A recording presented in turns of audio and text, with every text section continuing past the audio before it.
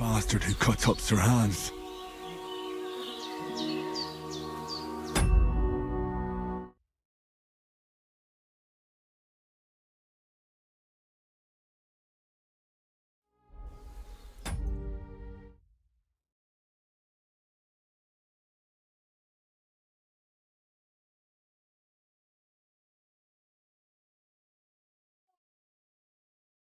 Alô? Ah, tá, está funcionando.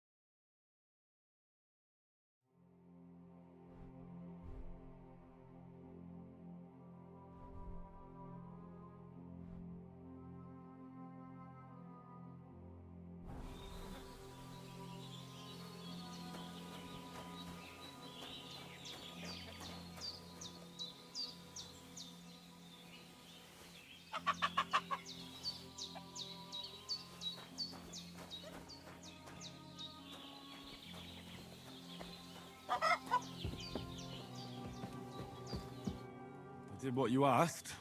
And you didn't faint while doing it. I'm pleased, Henry. I had to pour a whole Lethean potion into you last night. That's what I call medicine. It can either put a dead man back on his feet, or make sure he never gets up again. So consider yourself lucky. I will. But what about Capon? Well, he's less lucky.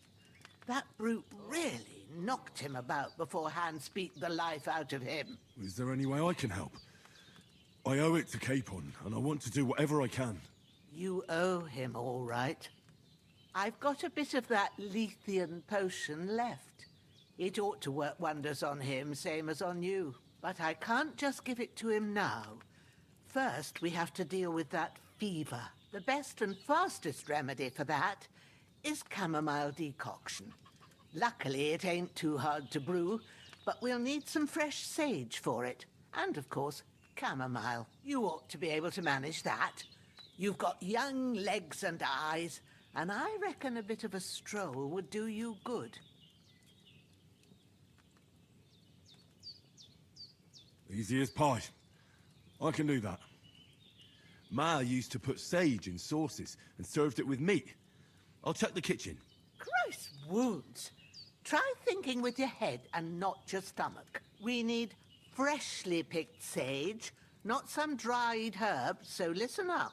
Sage has a purple blossom and chamomile has white petals with a yellow center. At the back of the hut, there's a footpath leading up to the rocks. You go along there till you reach a sort of small meadow. You ought to find both of them there. Great. I'll be back in a jiffy with a couple of handfuls. All right. Oh. I'll be glad if you get back here soon. I don't feel right being here with that corpse in my yard. Seeing him lying there gives me chills. I can't think straight. I understand. It makes me anxious, too. Maybe I could manage to bury him somewhere.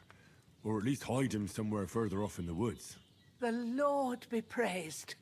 I'd be truly glad of that. Do you feel up to it, laddie? You ain't in the best of shape, and digging a grave's a tough job, even for a healthy fella. Not to worry. I'll see what I can manage. It's on account of us that he's here, anyway. I wouldn't want you to have any more trouble. And a bit of effort, even if it's a dirty job, is the least I owe you.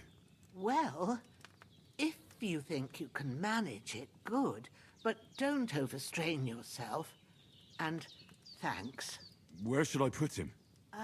Grab the spade by the dung pile and bury him by the creek.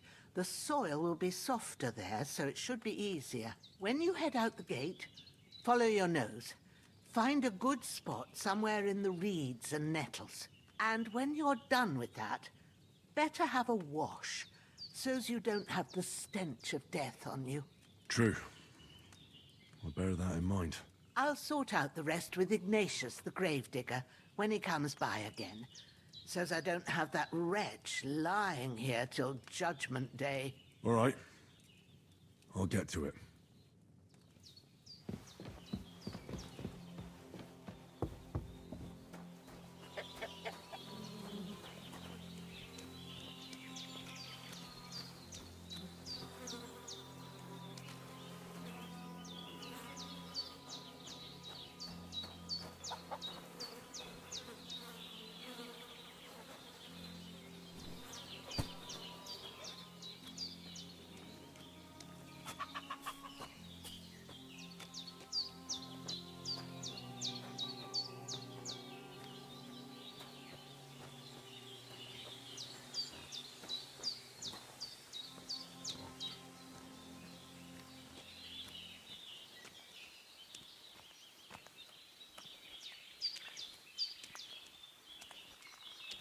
Ah, shit!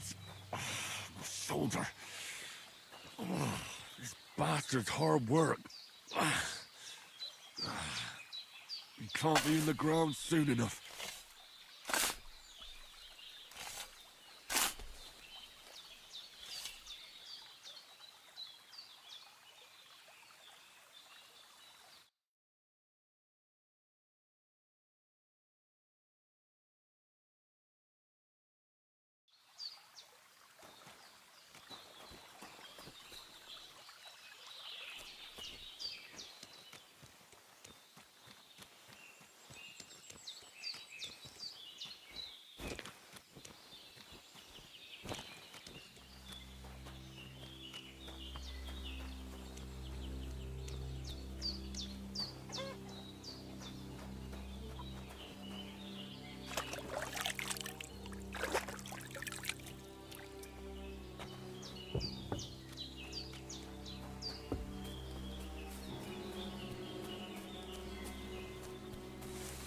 Damn, my shoulder still hurts like hell. Maybe now it'll tell me when it's gonna rain.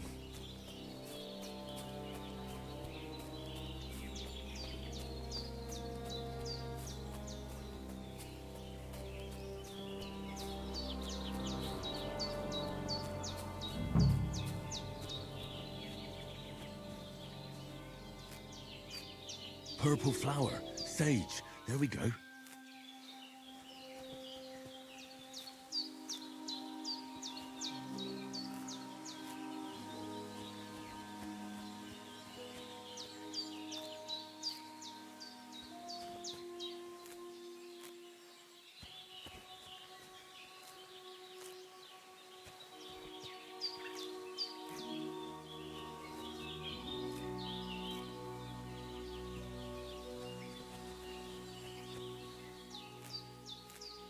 That's it. Chamomile. Right, I've got all the herbs I need. So back to Bajena on the double. The sooner Hans gets that remedy, the better.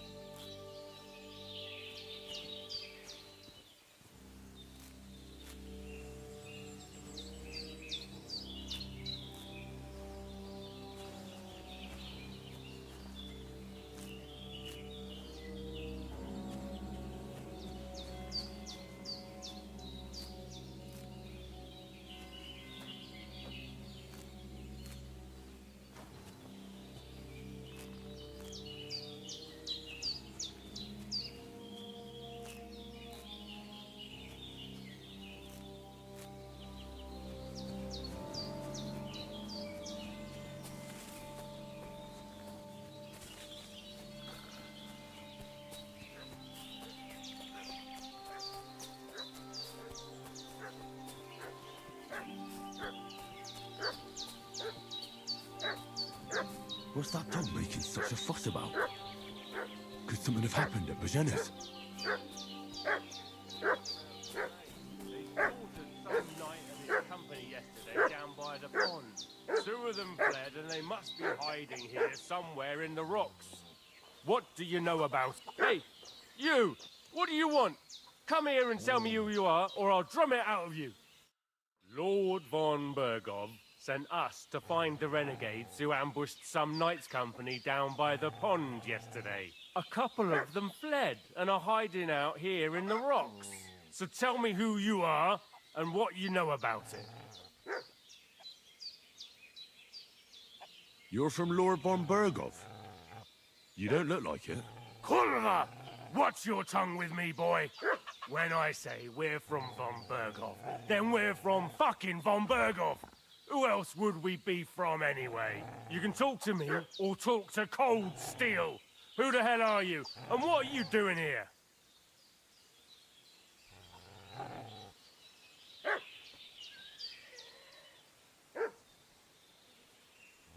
Do you think I'm a fool? I know a robber when I see one. There's been lots of you types in these parts recently, and the fellas from the village are well pissed off. So get lost and don't come back, or we'll take our axes to you. Well, that wouldn't be very nice. The thing is, I don't see no angry fellas with axes. Just an old hag, and some wretch who won't live to tell the tale of how we dealt with him. Hey, This'll be quick, boy. What do you want? This'll be quick, boy.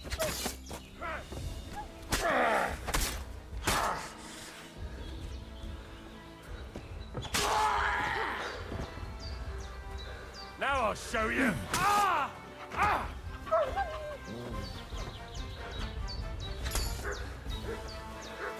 Ah! Save yourselves! Ah!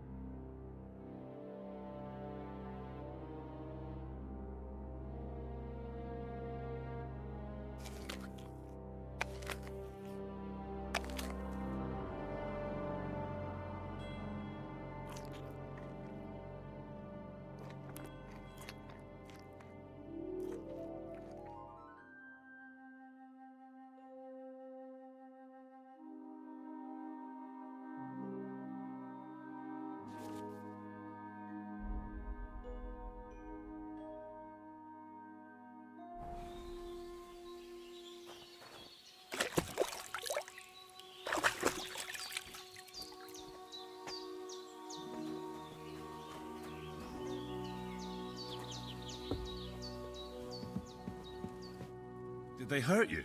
No, but I think they would have if you hadn't come along. Sorry. I reckon it was one of those who followed us yesterday. Look here. I almost got slaughtered twice in one day on account of you two. God be praised that my Pavlena wasn't here. Heaven knows what they'd have done to her. So, I'd like to know why all this is happening. Your friend was talking in a delirium in the night, saying you was knights. But if you two are knights, then I'm the Queen of Sheba. Well, I must bow to your ladyship. Sir Hans is the young lord of Leiper and Perkstein. I'm Henry of Skalitz, son of Sir Radzig Kobyla, and I'm his bodyguard. We were heading to Trotsky to deliver a message from Sir Hanush of Leiper and Margrave Jobst to Lord von Burgov. But we were ambushed by bandits yesterday down by the pond, and you already know the rest. And as God is my witness, we're no bandits. I swear to you, I'm thankful to you for saving us. And I'm sorry it caused you trouble. Well, you sound sincere, so I'll take your word for it. I hope I won't live to regret it. You won't. I promise you. Promises are made to be broken, but thank you for dealing with them. Except I have 2 fresh corpses in my yard. Now, don't worry. I reckon I've still got a bit of strength left. I ought to be able to manage it before evening. I'd be eternally grateful to you. But be careful while you're at it. You don't want to open that wound or strain yourself. What about Sir Hans? How's he doing? He's holding up, I'd say. I treated his wounds and I'll change his bandages shortly. But what he needs most now is that remedy. Have you got everything for it? Here. Chamomile and sage, like you said. Excellent. Now to brew the potion from them. I gave you two the last of my supply during the night. But fresh is best anyways. It's a shame my daughter Pavlena ain't back yet. She'd get it done in a jiffy. But we'll just have to manage without her. But you can do it too. It ain't nothing hard. My eyes are so bad, it'd take me all day. But at least I can tell you how to go about it. All right, I'll try. Well, I've been at the alchemist bench a few times, but it's been quite a while. That's grand. More than I was hoping for. And not to worry, it'll all come back to you. I have a book here with the recipe, but it'll be better if I tell you. I know it by heart. I can read as well as any man, if that's what you mean. My word. Maybe you really are a noble son. I'll take the book just in case, but if you give me some advice, I'd be grateful. Of course. Everything we need is in the hut. Let's get to it.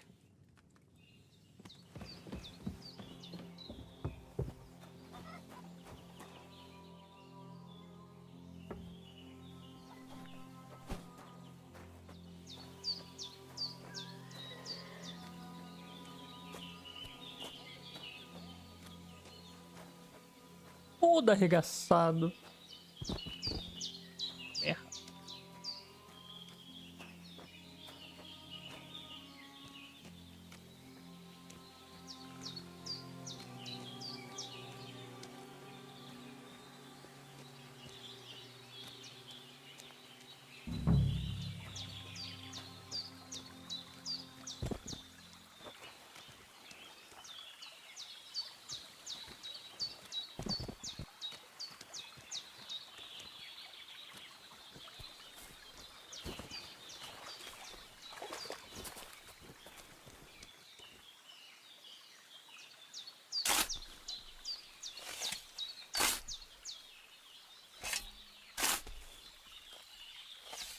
Merda. Ah, fuck. Ah, this damn shoulder. Oof.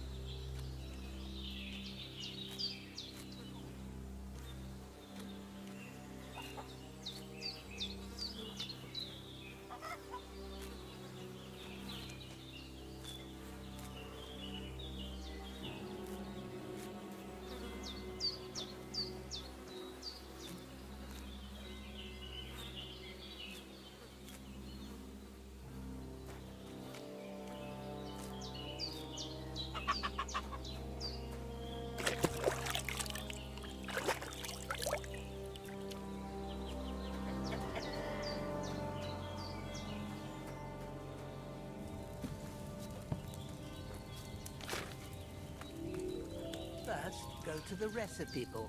Now find the recipe for chamomile decoction and remember what you have to do. Then get back to the bench and we'll start.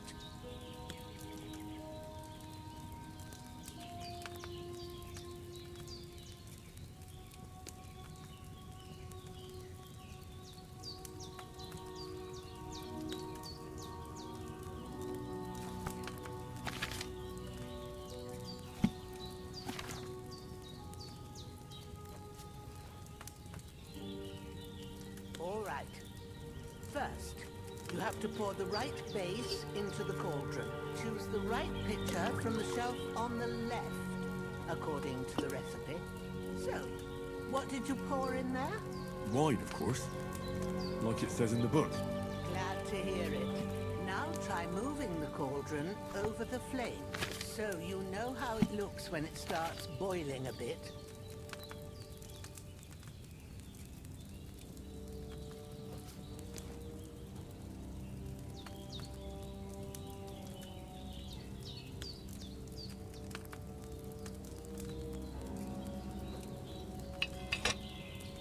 Hear that bubbling? It's boiling. Remember that well. For most potions, you just have to simmer the herbs for a bit. But sometimes you need to get it good and hot. So you have to get the fire blazing under the cauldron using the bellows. Try fanning it with the bellows to get it boiling. It's boiling. To keep it going, you mustn't stop with the bellows. If you want to cool it down quick, take it off the flame. Try it. Move the cauldron up. Good. Now we'll start with the brewing. Get all the herbs that you need ready. The ones you picked. Put them there on the shelf, so you've got them at hand.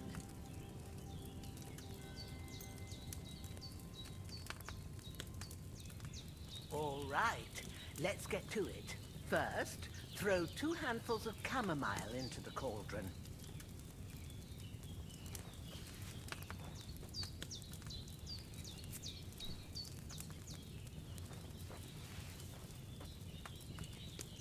Before you put it on the flame, turn the sand glass so you know how long you're brewing it. It's got to be exact. Every grain of sand counts.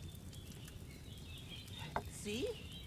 When the sand has flowed out, that's 1 turn. That's how long you have to boil the chamomile. Move the cauldron to the fire and wait until it starts bubbling. Then turn the sand glass. As soon as the sand runs out, take the cauldron off the fire again. Ain't that enough? Take the cauldron off the flames. All right. Now, take 1 handful of sage, grind it with a mortar and pestle, and drop it in the cauldron.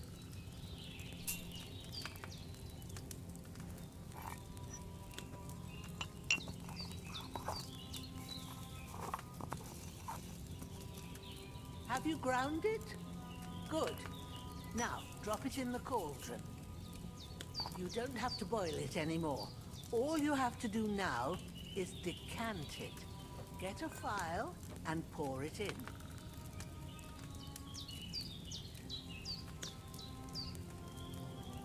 Done.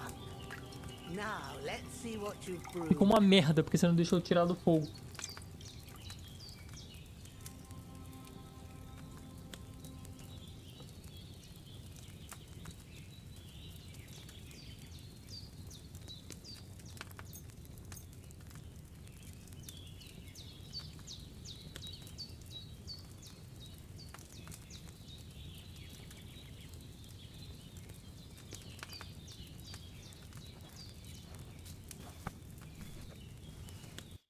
Here it is.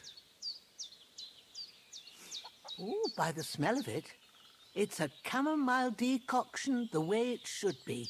Happy to help. This should help Hans get better. I'll take care of it now. All right. Is there anything else I can do to help? I reckon you've done all you could. What you need now is a bit of rest. Go and get a good sleep. That works wonders.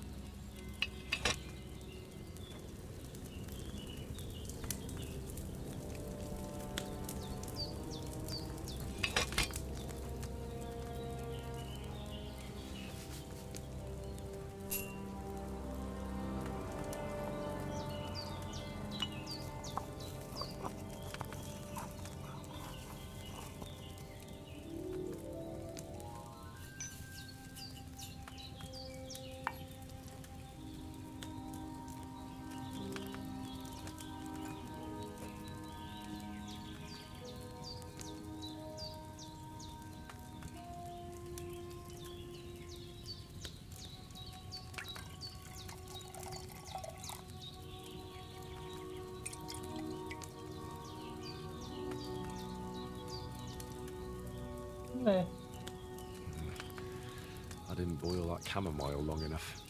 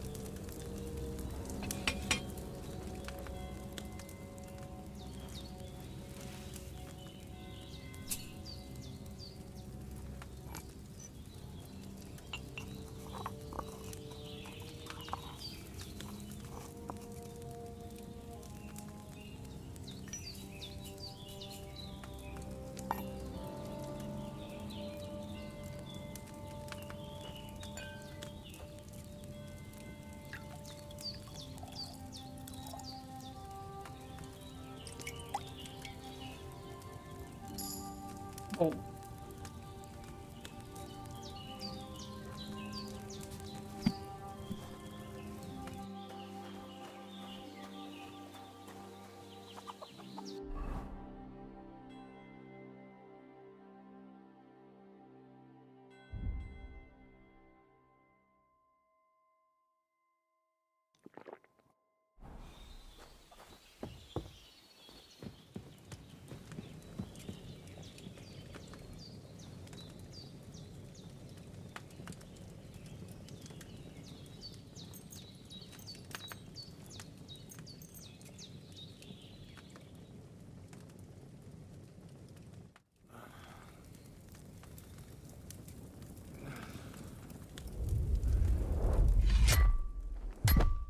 A sword such as this will bring honor to its bearer.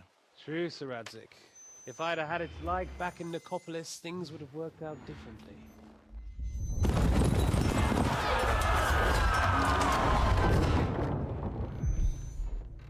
Where's my fucking sword? And I found it. Everything I take now will be mine, and I plan to take everything. Rotted hell! Ugh. Why would I miss one sword? Because it's the last one my father forged, and I promised him I'd deliver it to you. Stronger dog fucks the bitches, and war is a nasty business.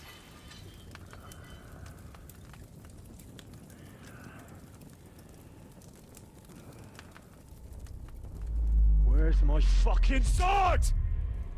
You know what? I think I'll keep it. As a memento. This isn't over. I'll find you! Yeah! Don't disappoint me. Wake up, Henry. It's past sunrise.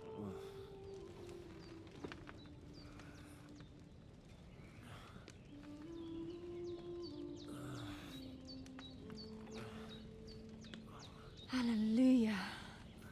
I thought you'd never wake. Were you having a nightmare?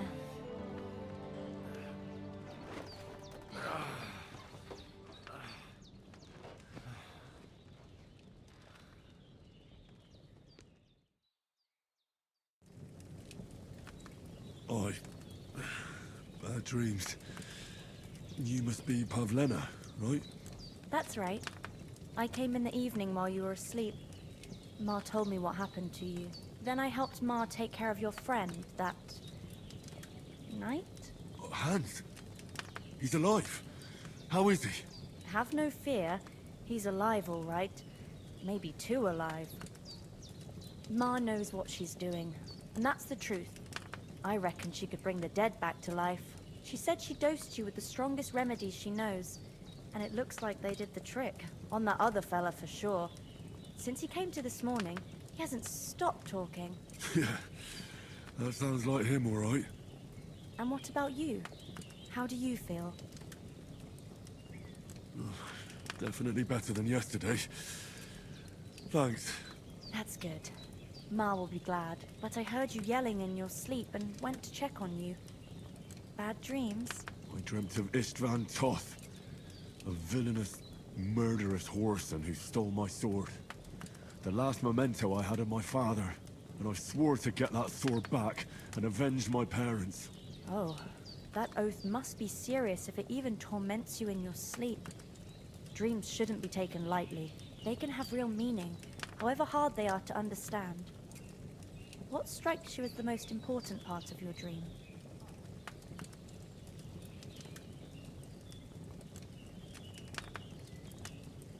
Pa, without a doubt.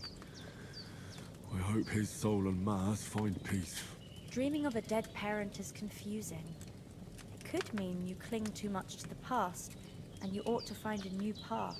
But I think it's a good thing he's more important to you than that murderer.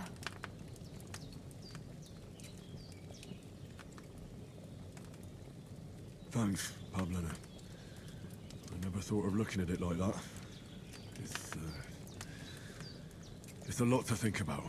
You're welcome. But remember, it's only my reading. The only one who can really understand you is you yourself. I expect you're right. So in the end, all the hard work will be on me. But this is all too much heavy thinking at once. Right now, what I need more is a little sunshine and fresh air. Aye, that's the best remedy for many ailments. And a full stomach will help too. Breakfast is on the table, and I've got something else for you too. Come along, and we must save Ma from the clutches of his lordship.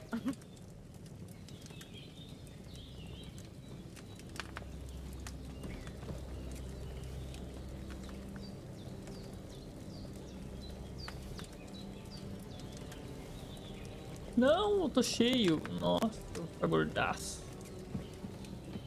Tô cheio.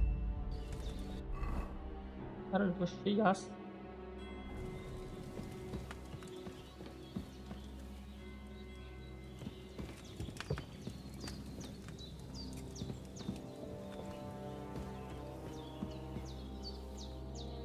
Look who's finally up!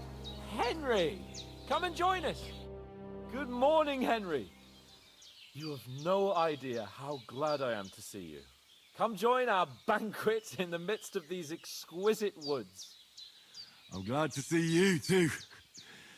I see you're in a surprisingly good mood for someone who was at death's door yesterday. It's all the more cause for merrymaking!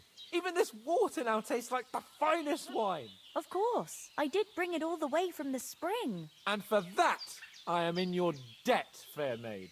And I'm grateful to you too, Henry. Bojena told me what happened here yesterday. That's the third time you've saved my life. I suppose I'll have to give you some estate or something. The third time? What in God's name happened the first 2 times? Now, Henry, don't make her beg. Tell this good maiden of your heroic deeds.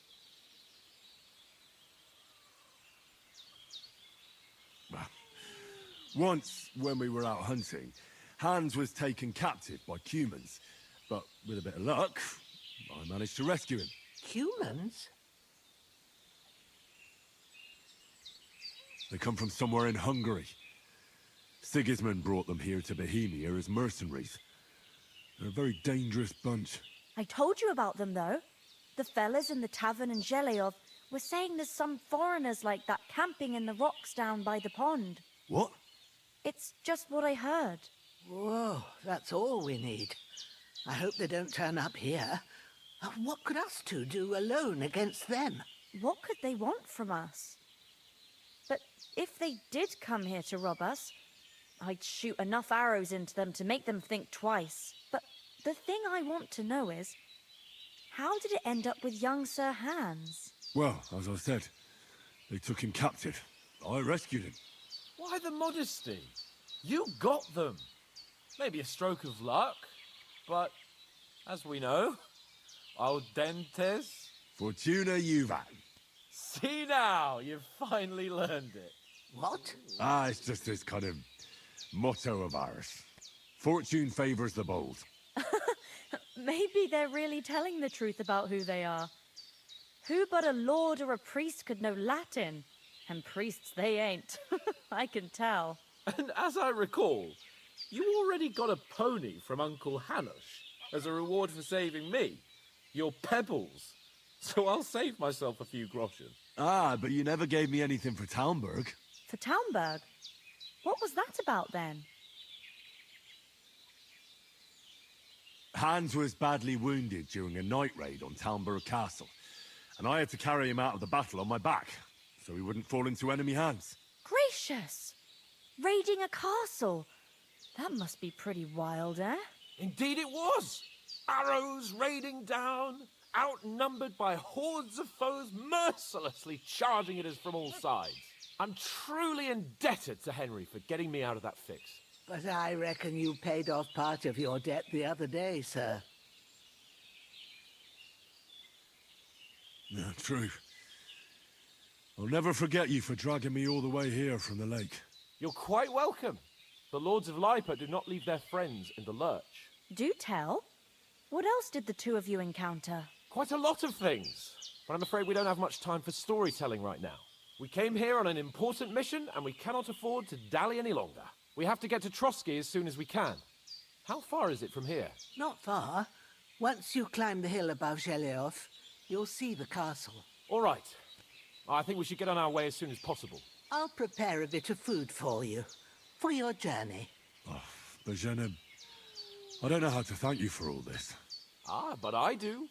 Once we've settled our business with von Bergov, I shall reward you as befits a knight. You have my word of honor. Now you've got me curious. I never got a knight's word before. For a start, you can leave me that spade. We can't manage without it. Yes, of course. And thanks for everything you've done, Bojena. I have something for you, Henry. Ma had trouble because of you, but I know you didn't do it on purpose, and you protected her when she needed it. I want to thank you for that. Take this potion. It will help when you're in danger or don't know which way to turn. Have a little sip each time, and it'll save you a lot of trouble. You'll see. It's not all that hard to brew. With a bit of practice, you could manage it yourself. Thanks, Pavlena. This'll come in handy. No doubt. But we'd better get going now. Hans is right. We're very glad we met you. And we're obliged to you for your help and hospitality. God bless you. And you too, sirs. As Henry says, may God bless you for your generosity and your healing arts. And you have rightfully earned the gratitude of the House of Lipa for all time.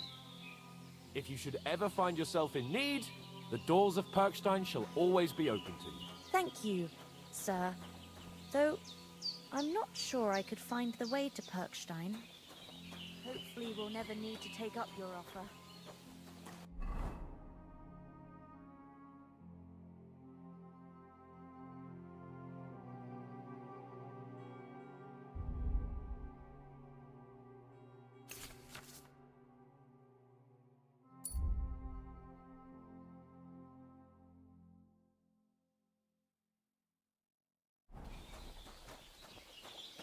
Sorry for coming late, Ma. We got held up in Troskovitz. Of all places. And it's not the first time.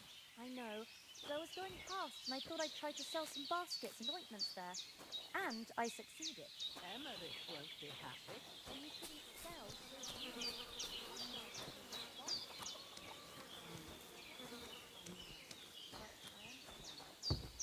Next time I'll come straight home. So you're not on your own so much. If anyone comes here again threatening you, I'll put them in their place with an arrow. That'll teach them to try it on with us. Maybe it's a good thing you wasn't here. They'd catch you. And I dread to think what they'd do. Porra, uma bela dona. Never catch me. You know I can take down a hare on the run, and a man's an easier target. True enough. You've got a steady hand and an eye like a hawk. Not like me. But you know how it is. The less fuss going on around here, the better for us. And if anything does happen, we've got Growler, and he won't leave us in the lurch. Lenço, clareiras em volta.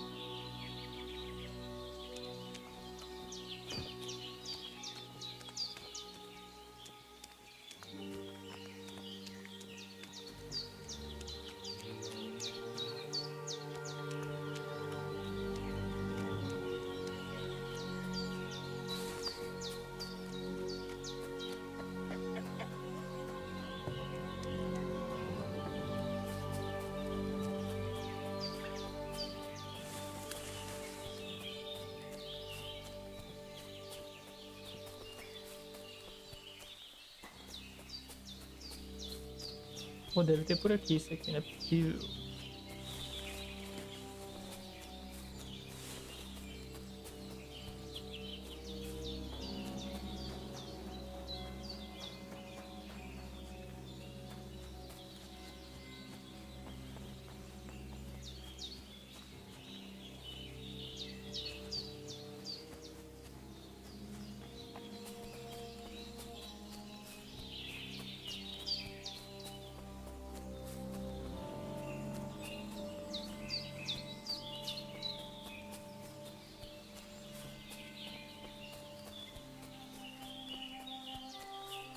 preguiça.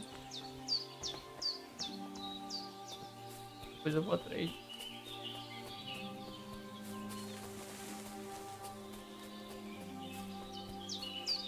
Chega é fácil de achar.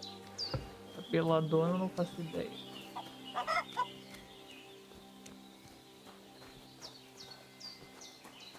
Have you... Finally! Where do you keep dallying? My apologies, sir. I'm here now. We can get going. Henry, don't provoke me. I don't think Trotsky Castle is going to go anywhere. So what's the rush for all of a sudden? We have a crucial mission, and things are already fucked up quite enough. I intend to return to Ratai with good news and to do it quickly. Let's go!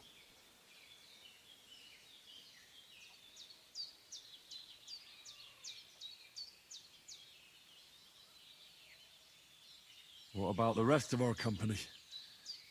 Could someone else have got away? You saw for yourself. They didn't stand a chance. But you're right, we shouldn't just leave it at that. As soon as we get to Trotsky, I'll make sure they get a proper Christian burial and their souls find peace. And when we get back to Ratai, we'll have a mass served for them. You're right. They were damned good lads. I've known Oates since childhood. Damn it. What about Mutt? He's bound to be looking for us, and we can't just abandon him. Henry, I like your dog, but that's not our priority right now. He saved my skin. So did I. First Trotsky, von Bergov and the mission, then we can look for your dog. All right. But the moment things are sorted out, I'll go looking for him. I'd expect no less of you. So, should we get going? Hold on a bit. Before we hit the road, there's something you should know. I have a hunch that one of that band that ambushed us at the pond was Istvan Toth. Toth? Are you yanking my pizzle? He's long since over the hills and far away. I know how it sounds, but I saw him. Believe me. I'd never mistake his ugly face after all that happened. Of course, Henry. I know you have accounts to settle with him, but that's nonsense. Toth is in Sigismund's service and is harassing his opponents. And Otto von Bergov is one of Sigismund's allies. So Toth's hardly going to attack his people. It was dark. God knows what you saw. I saw him, the bastard, and I'll get him. Yes, we'll surely get him one day. I promise you. And your sword, too. But I don't think either of them are around here. But I see you haven't wasted any time and found yourself a weapon to replace that sword.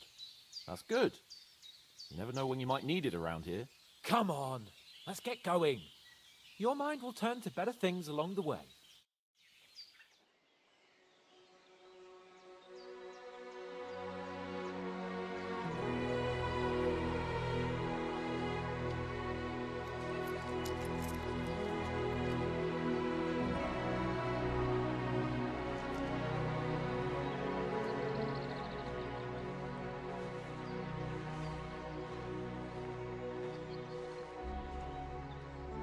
O Zero é muito foda.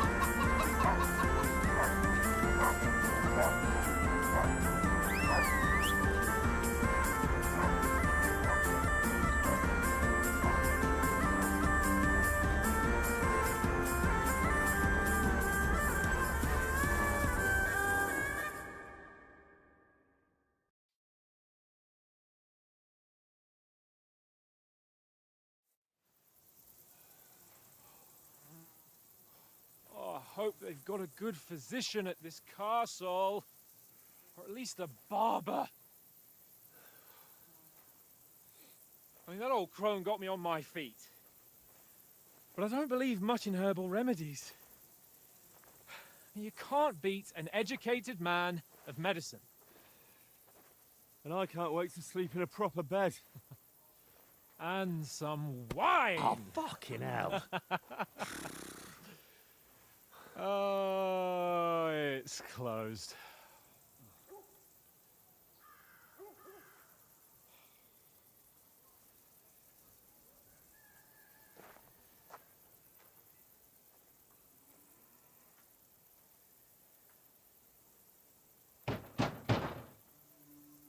Open up! I bear an urgent message for your liege lord.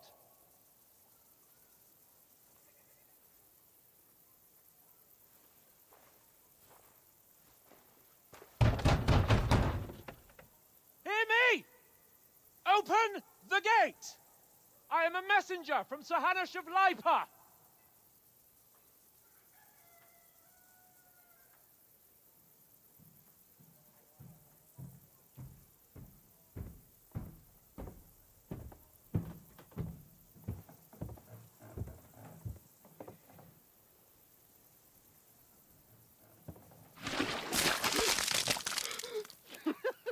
Fucking shit!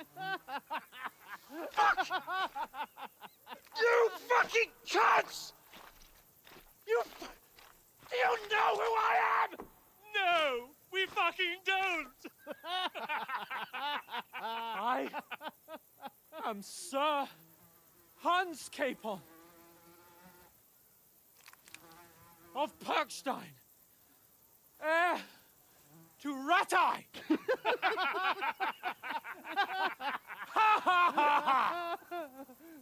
Now, look here, you filthy beggar! I'm not here for your amusement, so get your stinking, ragged asses out of here on the double. The pair of you! What's all this about?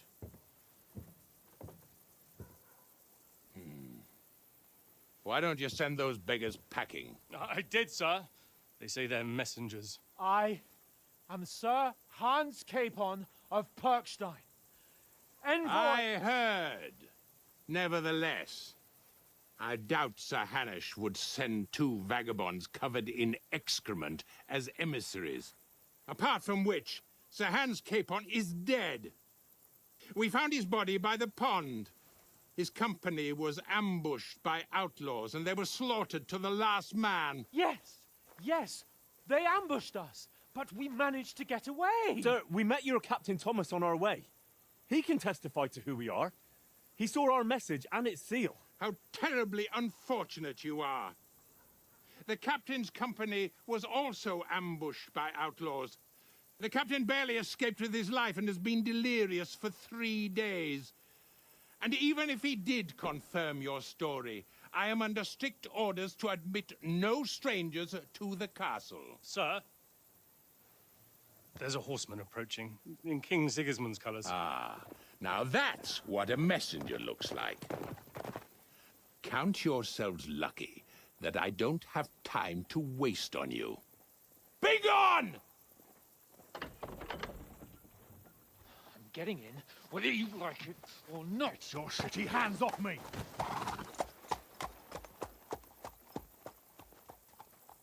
No, wait. Wait, one moment!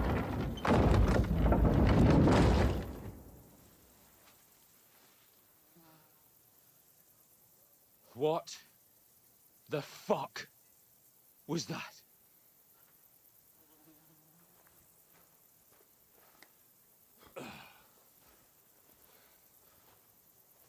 So now what?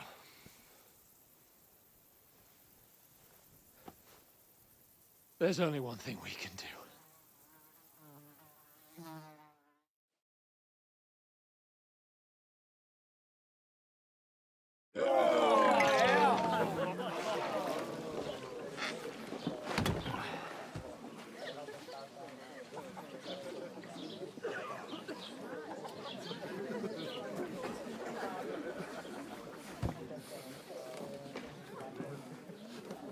you two got any groschen? What do you take me for, wench? For someone who stinks like a badger.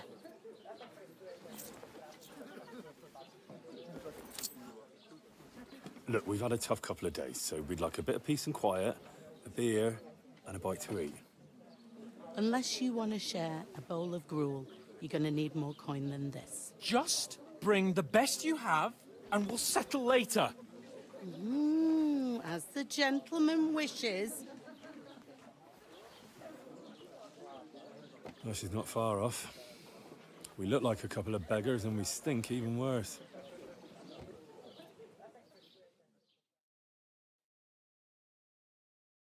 What the fuck was all that at the gate? You try to talk to them and get shit poured on your head. Different lands, different customs. God's holy britches. Well, I expect they've had trouble with beggars at the castle, so they act without thinking.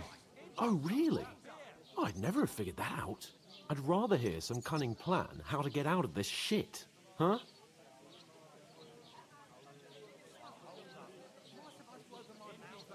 The first thing we have to do is get ourselves into decent shape. Have a good scrub, get some better clothes. Then they might believe we're actually messengers. That's all very well, except we can't even pay our bill here. Never mind a visit to the baths and the tailor. So we'll earn some. Earn? I'm not afraid of work. And we're gonna need every groschen we can get. And how long will it take for you to earn a few groschen? And where will you find a decent tailor? Before we get ourselves sorted out, Sigismund will be sitting on the throne in Prague. So what do you suggest? Going back to Ratai? To Ratai? You just don't get it, do you? We can't go crawling back like this. We'd be a laughing stock.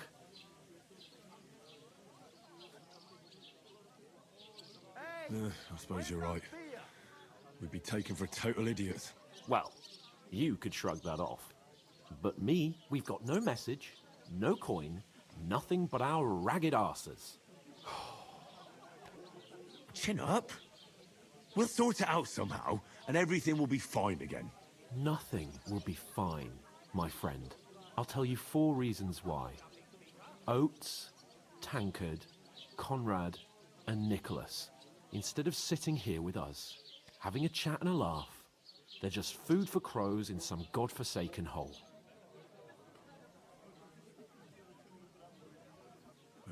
I'm just as much to blame for their deaths as you. We're in this together. At least we should give them a proper burial as soon as possible. They were good Christians, even though it didn't always seem that way. We'll keep the promise we made at Pagenis. The best way to honor their memory is to finish our mission.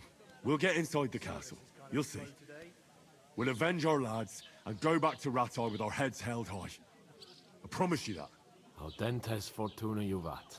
Audentes fortuna juvat. Food. About bloody time. Here we are. Gentlemen. What is this stuff? Hey, there's meat in that. And there's more than you gave me coin for. When you're finished, report for work. Cheers.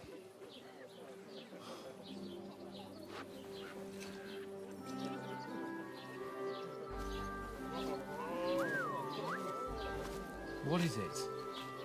It's that woman from the pond. Or the one you gave us away for? I've heard that witch. Wench! What I tell you? Feisty. What are you waiting for? She can vouch for who we are. Go to her. Vai você, porra. Fica riquinho, pô. God be with you. A full pitcher of wine, please. My word, that's a picture and a half. I ain't seen you here before. Who sent you? Not them nomad vagabonds, I hope. Don't worry. I've come from the castle. I'm Catherine, and I've got the lovely job of keeping the soldiers' throats wet. Ah, that's another matter then. Oh my. Ugh. Can you smell that too? Oof. It stinks like something died here.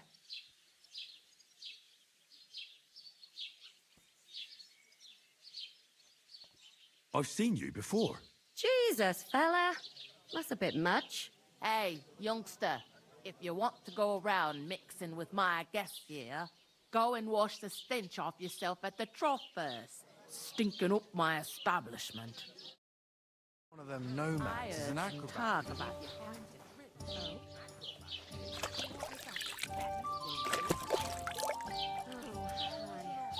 Mandou diferente? Não. Uma merda. Tá bom.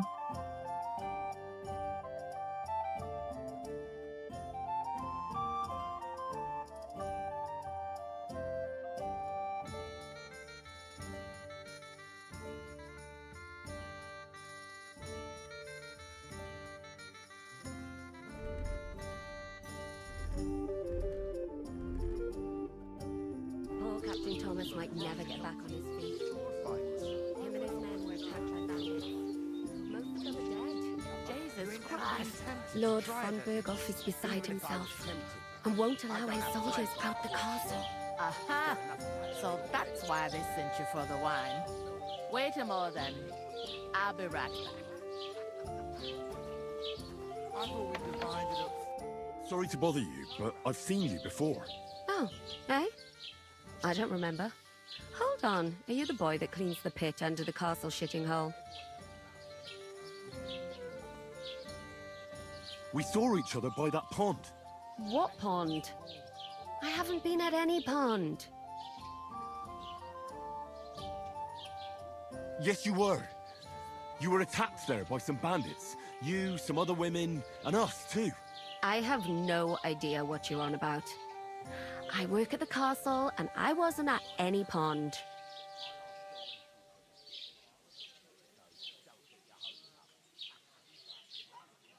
You were washing laundry, and these bandits attacked you. I was in the water, and I distracted them from you. That's nice of you, helping some unfortunate girl. But it wasn't me. You're mistaking me for someone else. Here's your wine. Is this vagabond bothering you? I can handle the likes of him myself. Thanks for the wine. Bye. Look, please. I don't know what's up with you, but I know you were there. I need your help. You owe me that much. But we need to get to von Berghoff, and you're the only one who can confirm who we are.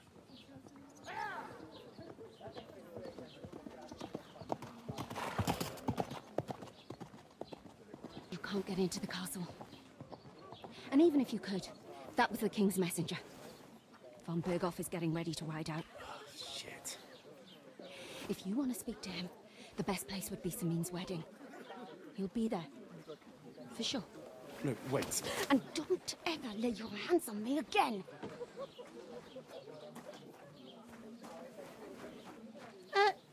What are you gaping at? Have you nothing better to do?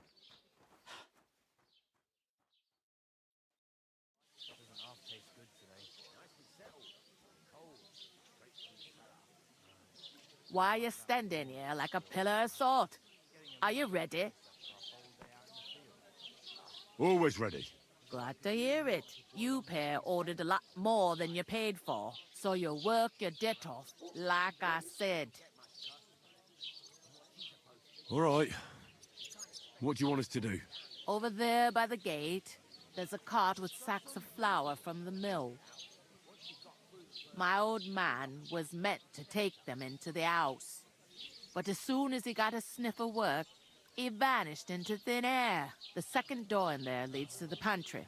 That's where I need you to haul the sacks. You have to lay each sack on the planks, so they don't touch the damp floor and go moldy. If you just chuck it on the floor in the corner, it'll spoil. So do it properly.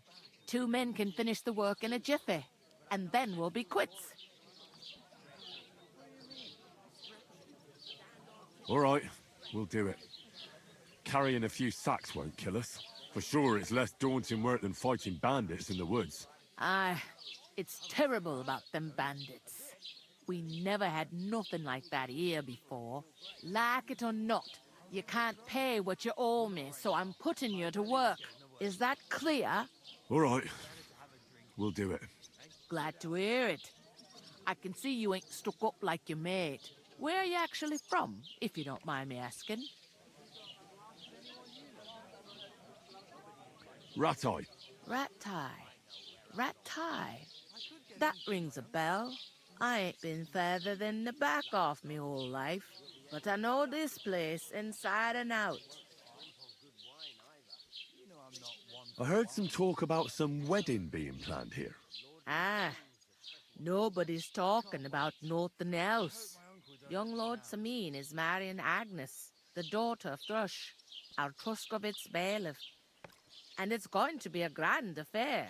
When rich folks get married, that's a feast that's a lot different from when some tanner gets hitched to a bathouse wench. Who is this Semine? Can't you tell by the name? The Lord of Sameen. The fort in the village belonged to him. Old Jan Sameen is the head of the family, and his son's called Olda, and it's him who's getting hitched. There used to be a rich family. Their glory's faded a bit, but they still have some clout. Will Lord von Burgov be at the wedding?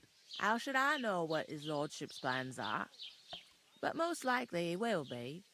Sameen is his vassal. Where's the wedding going to be? At Sameen, of course. I expect old Sir Jan and our bailiff will try to outdo each other in showing off their wealth. Could I get to the wedding somehow? I don't know about that, lad. It's for invited guests only. It seems that's really our only chance. What's that? Oh, nothing. If you want to find out more, there's a couple of invited guests having an ale over there.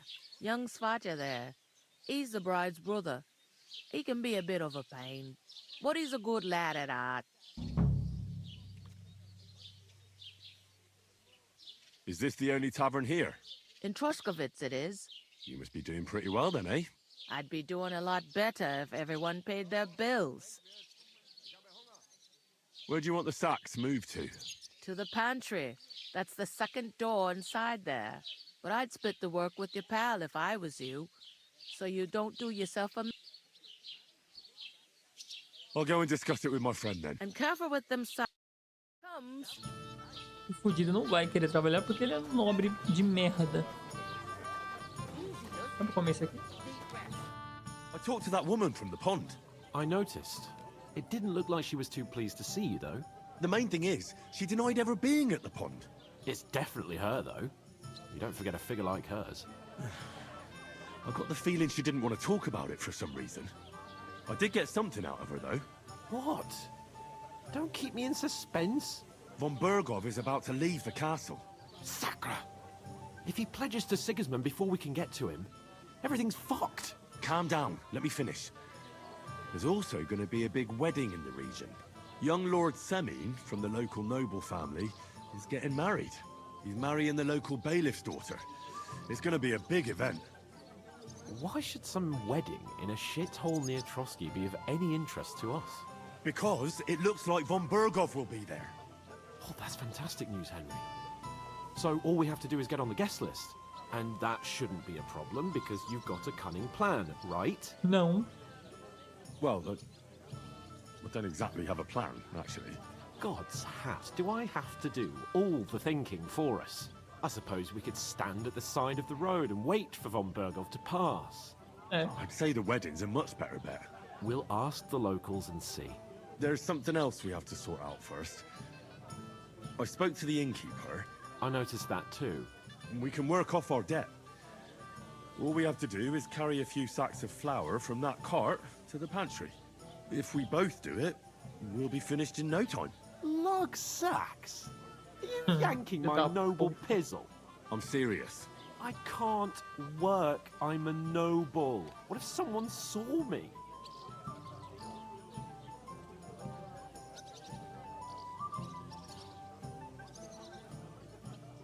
It'll be done in a jiffy. Don't worry. That's not the point, Henry.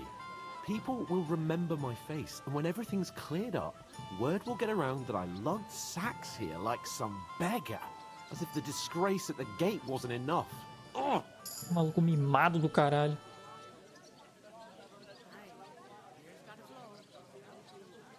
Look, we're not in any position to pick and choose. So if you want to somehow scrape your way out of this mess, you better forget your airs and graces and make some effort. A bit of honest work won't kill you. Henry, haven't you ever heard of the 3 states of man? Would that be so? Not so far. Orator, labor, and now. So if you.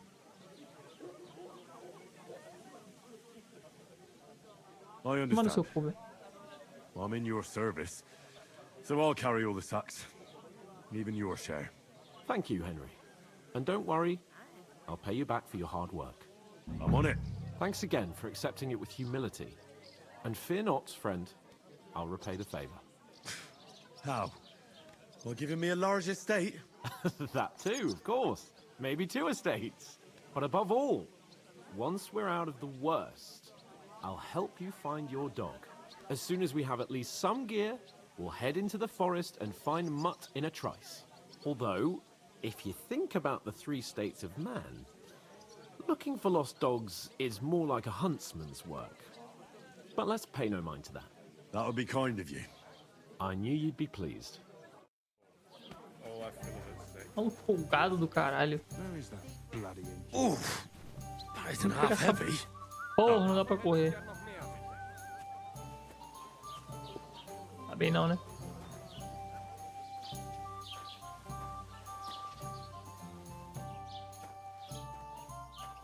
Onde que eu tenho que deixar essa merda?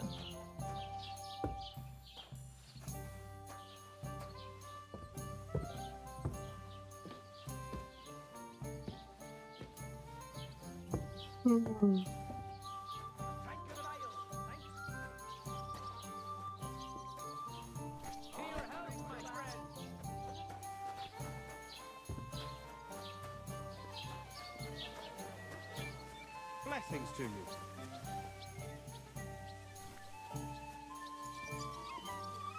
An ale, as usual. A foto tá desafinada, filho.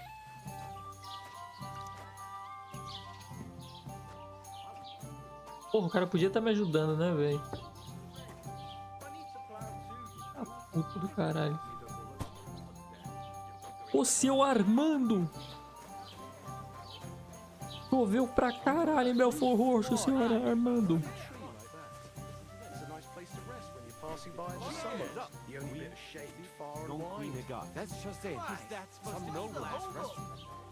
O português, filha da puta. Acho que eu vou sair de Belfort Roxo, com água no joelho, pra encher saco de farinha.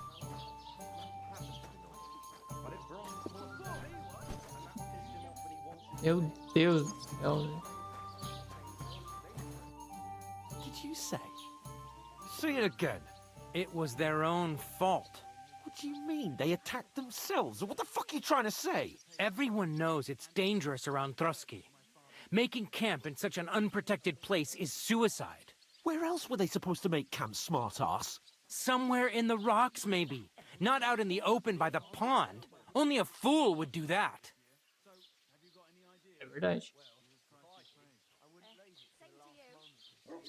Stop insulting our dead companions.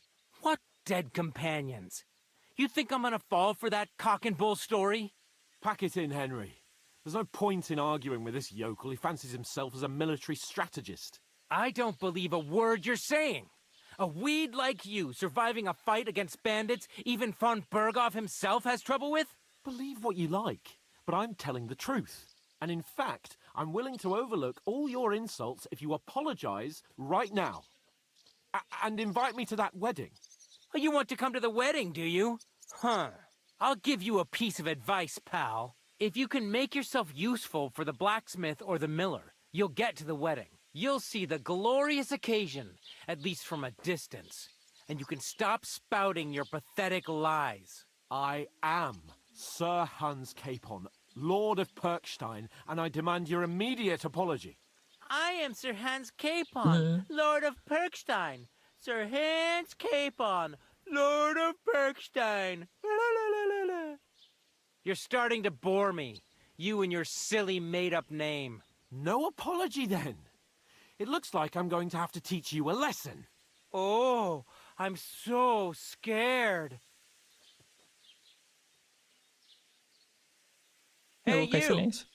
Get your sweetheart and fuck off out of our village. Both of you. I give you a chance to apologize, and you keep insulting me? Get ready to pick up your broken teeth with broken fingers. Oh, I'd like to see that. Come on, then. You scum!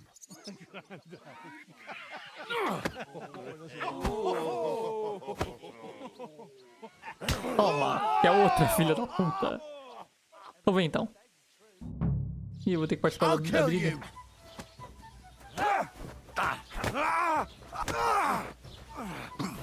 I'll be done with you. Yeah, don't spare.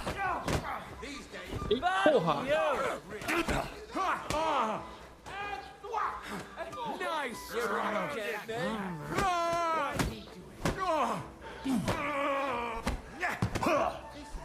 Show your stuff.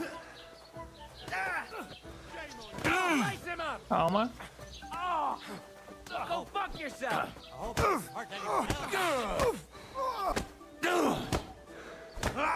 Kann dich ausnehmen. Porra. What do you want?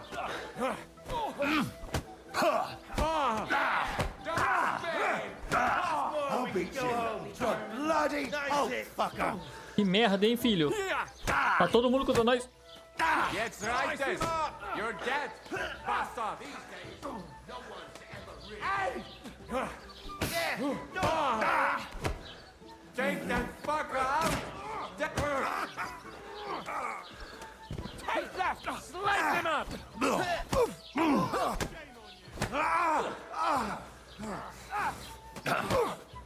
Surround him. Nice hit. Toma, filho da puta. Slice him up. Want this to be your action? To me. Get him from behind.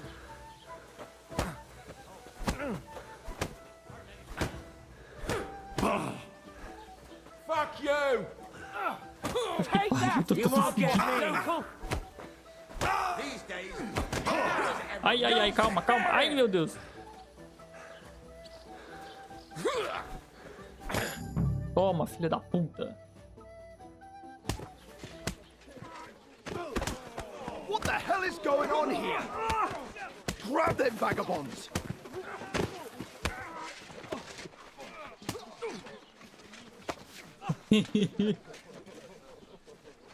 Toma também. Foda-se. Eita porra. Ah, que da hora.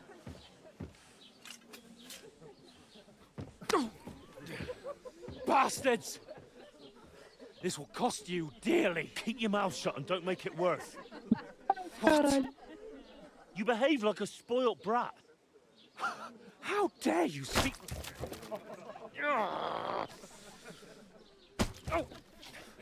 You know, if you just shut up and done some work, we'd have coin by now and be on our way to the castle, but no, not his lordship. You've got a nerve. If you hadn't have played the hero, we'd have been there long since and I wouldn't have had to get you out of that mess. Oh yeah, because this isn't a mess, is it? Fuck off.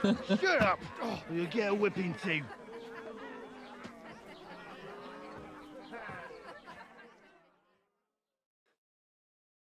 Just who the hell do you think you are?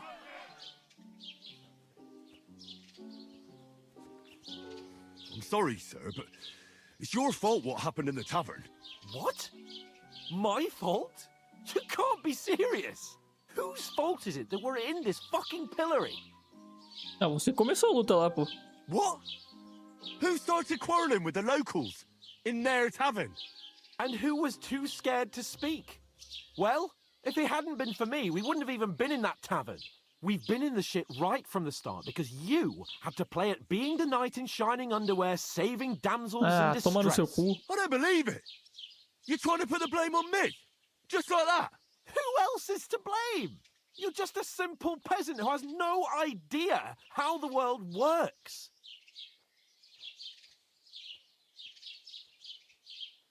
Hey, let's just stop all this arguing. It'll just make things worse. Fuck you. I've had it up to here with you. With you and your pontificating. You were supposed to make sure nothing went wrong. And how did that turn out? It was me who had to save your life. You're fucking useless. You couldn't even keep an eye on your own mutt. Oh, that's enough. This isn't getting us anywhere. I understand you're downcast after all that happened to us. And I understand you need to take it out on someone. I can take it. But we shouldn't forget we have a job to do.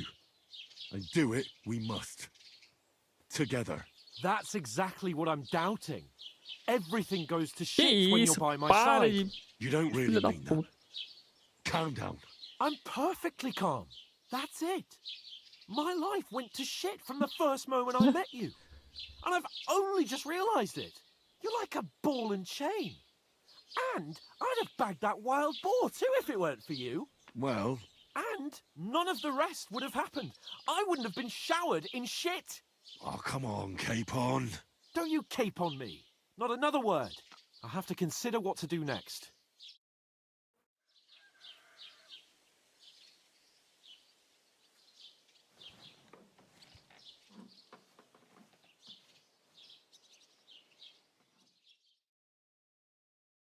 Manhã seguinte, cara. Porra é essa? Foi só uma tretinha no bar, mano.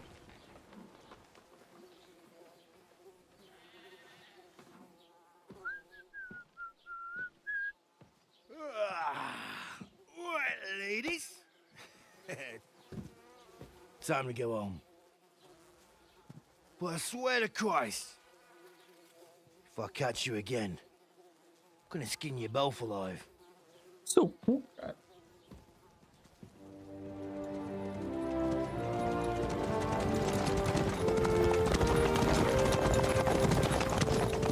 Isn't that?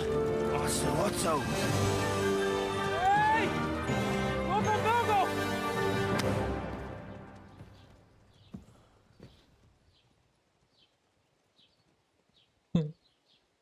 Oh, shit. Right, where were we?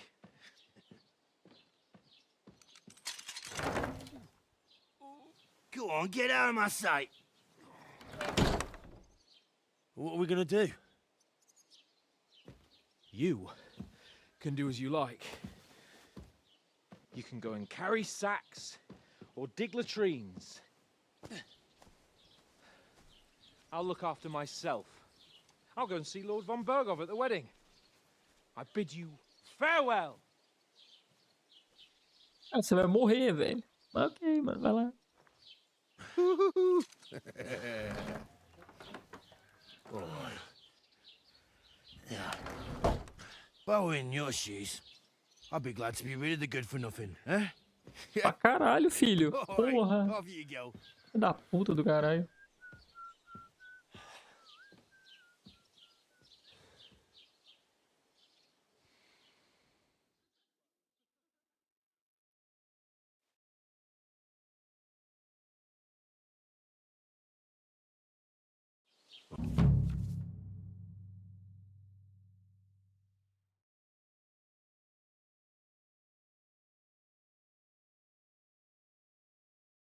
I suppose I really do need to find some job. I'll find...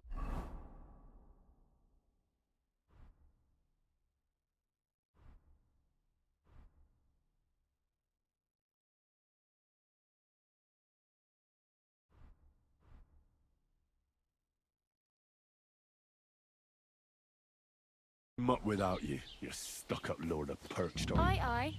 You're in the right place. Over here. What do you want from me? I don't want anything from you.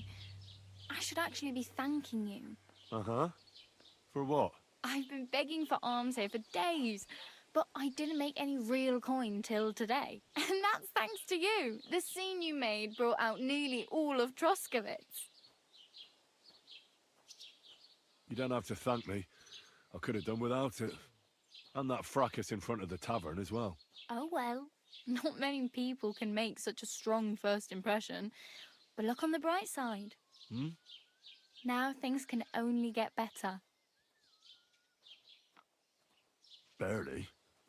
Look at me. They just let me out of the pillory. Nobody wants anything to do with me.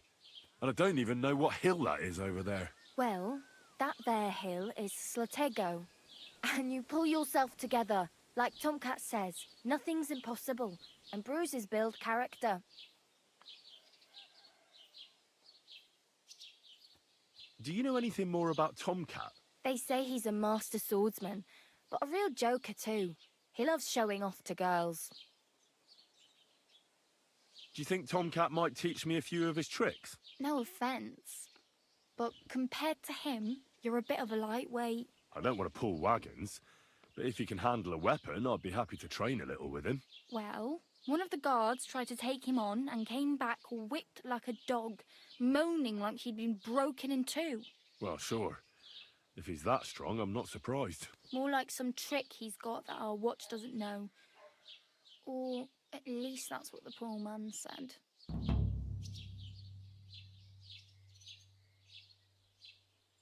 Where might I run into Tomcat? In the camp by the tower.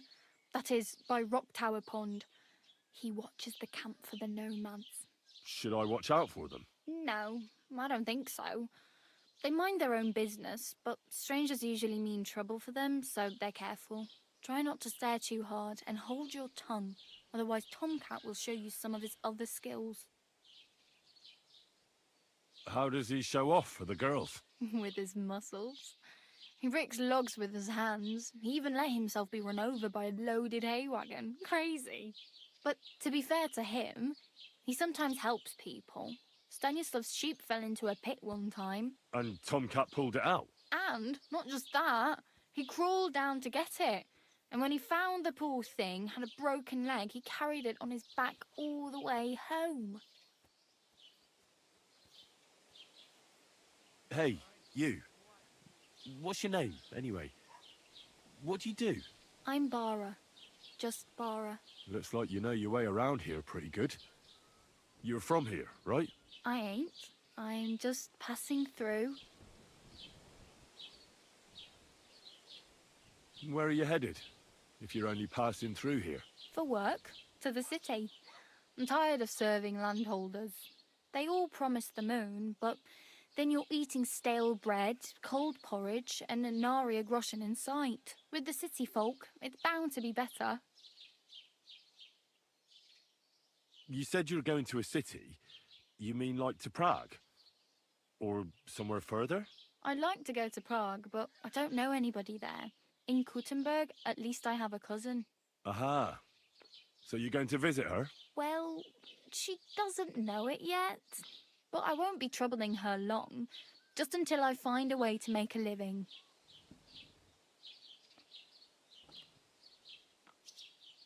What do you want to do in the city? I'll find something. I'm not afraid of work. I'm not half-witted. Maybe someone could use a cook or a servant. Don't get your hopes up. The city can be a pretty dangerous place for a girl on her own. You mean they don't hand out groschen by the bucketful? And the streets aren't full of roasted stuffed geese? I appreciate your concern, but I have to get to the city first. That's going to take me a long while yet. Why exactly are you helping me? Why? Why? Because you look like you need it. I've been in the ship plenty of times, and I know how appreciated a helping hand is in times like that. You're something like a wanderer? Nah, I usually find work with someone, stay for a while, and once I save a bit, I move on. Then why are you begging here? Sometimes I collect herbs for the apothecary, or help in the tavern. But I'd like to go somewhere else, so I'm scraping up whatever I can. But on the whole, you could say I'm a traveller, or a nomad. But don't say it too loud, the locals don't take kindly to them. Why? Because they're different, and it scares people. They travel from place to place and take their home with them. I'd like to see what their homes look like. You can go and see them, just don't stare too long.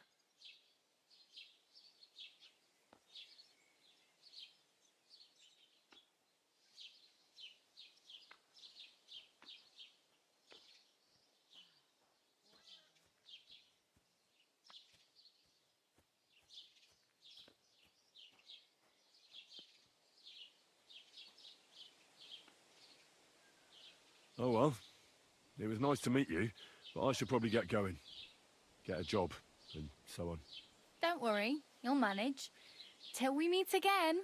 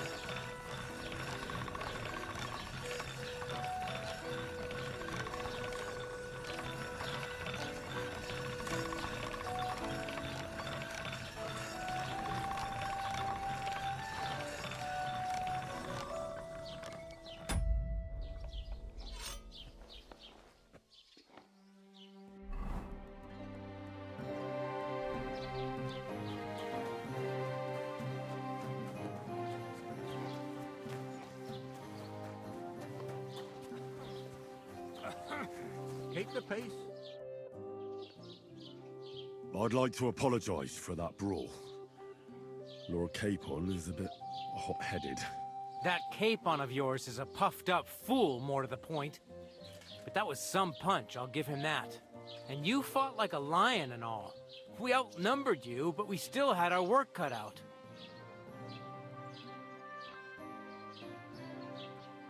But you were better.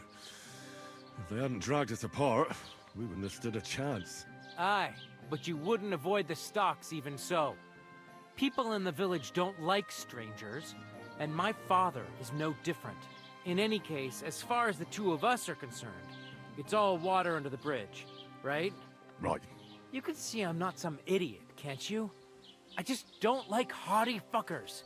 And you aren't one, are you? I hope not. I'm sure you aren't. You're a good lad. I can tell. And a good brawler as well. If you ever want a proper workout and some fisticuffs, Lawrence the Gelioff innkeeper is your man. Care, friend.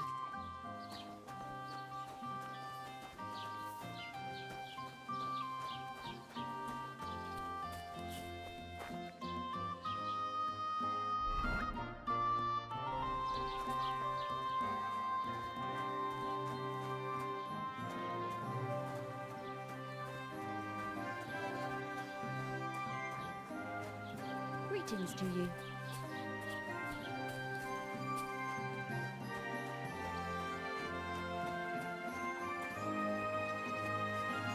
This property belongs to someone else.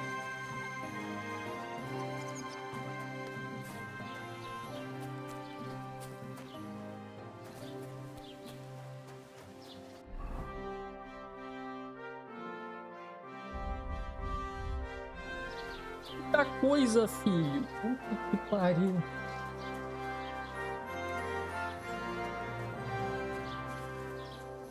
Chama de missão.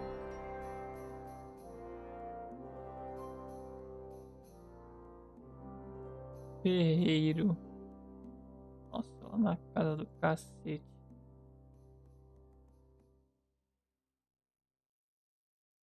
É o gatorro. Nossa senhora, o gatorro tá na Casa do caralho. Ih.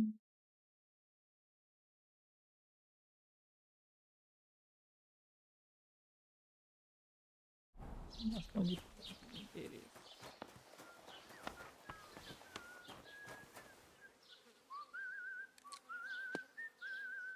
Welcome. You can buy everything you need from me, but excuse the selection. A few days ago, when I was returning with new goods, the horse got spooked and my wagon tipped into the pond. I salvaged some things, but the rest is now in the pond.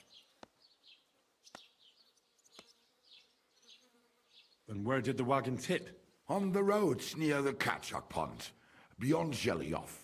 You can still find it there. I can't tell you how much it still pisses me off. But what can I do?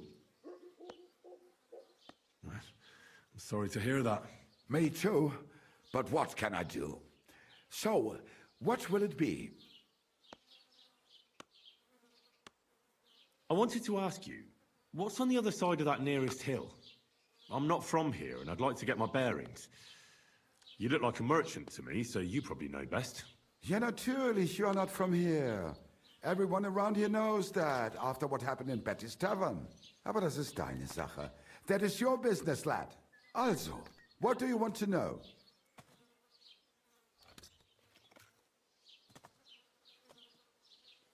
Is there anything I should avoid around here? Certainly. Stirring up trouble and sticking your nose into other people's business. Here in the village, we don't care much for outsiders. If any do come, they better behave. I understand that, but we were ambushed by bandits. So I wanted to ask if you know anything about that. Ach so, ich verstehe. The woods have been full of all manner of rebel recently. That is all because of the war. Verdammte Schurken. So you've already heard about these bandits? About those ones in particular, or about others? They are all just gleichen Scheißkerle. Every time I go to the town, the bailiff must send an armed escort with me. It makes life difficult. So the roads aren't safe? Ja, das kann man wohl sagen. Herr von Bergo should do something about it at last. But Herr Otto spends more time in Prague than here. And Chamberlain Ulrich... Ach, lassen wir das.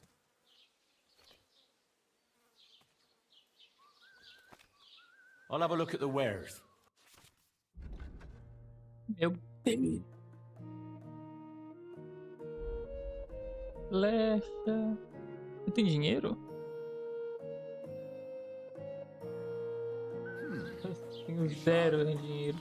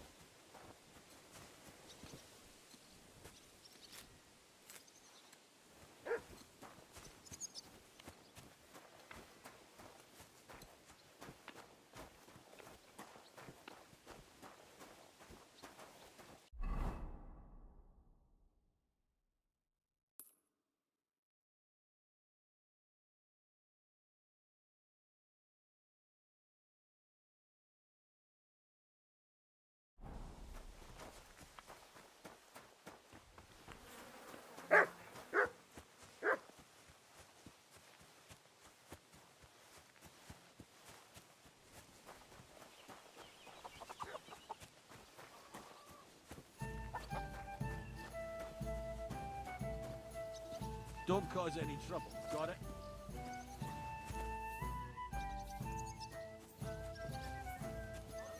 Cheers. I hope you have an uneventful shift.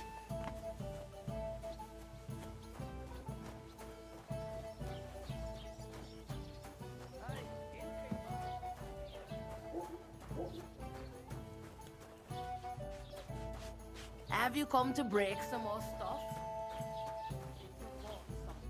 What is it, you scoundrel? Isso, calma.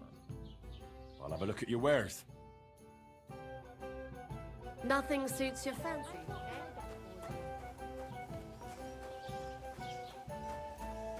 Tem informação pra pegar aqui, mas cadê?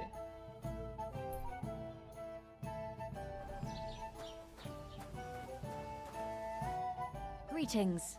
Do you need something?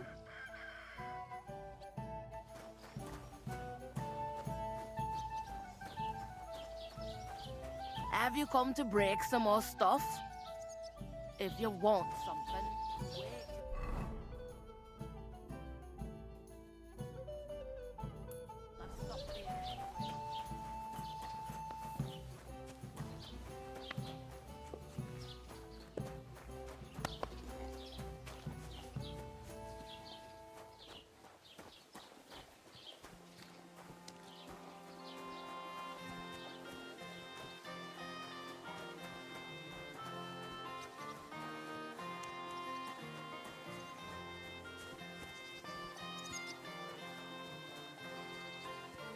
Keep the peace, and we won't have any problems. God be with you. How's the watch going?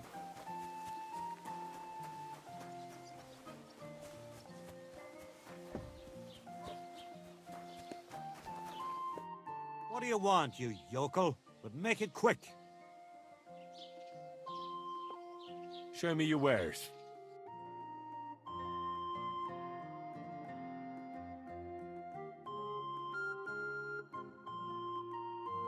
Caralho, caro, hein, filho? Dado adulterado. Isso aqui. Tem coisa pra vender, não tem?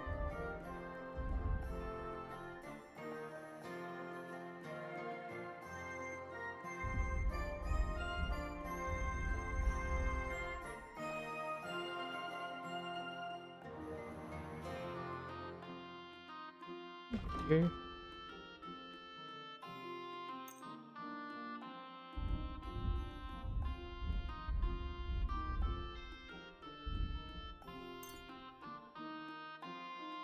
Why are you wasting my time if you don't want anything then? Eh? What did I do to you?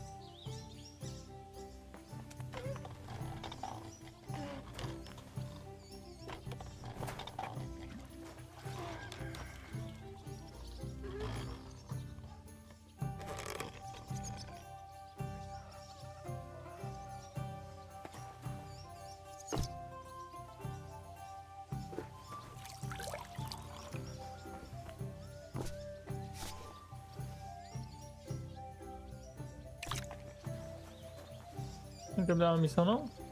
Beleza. Caralho.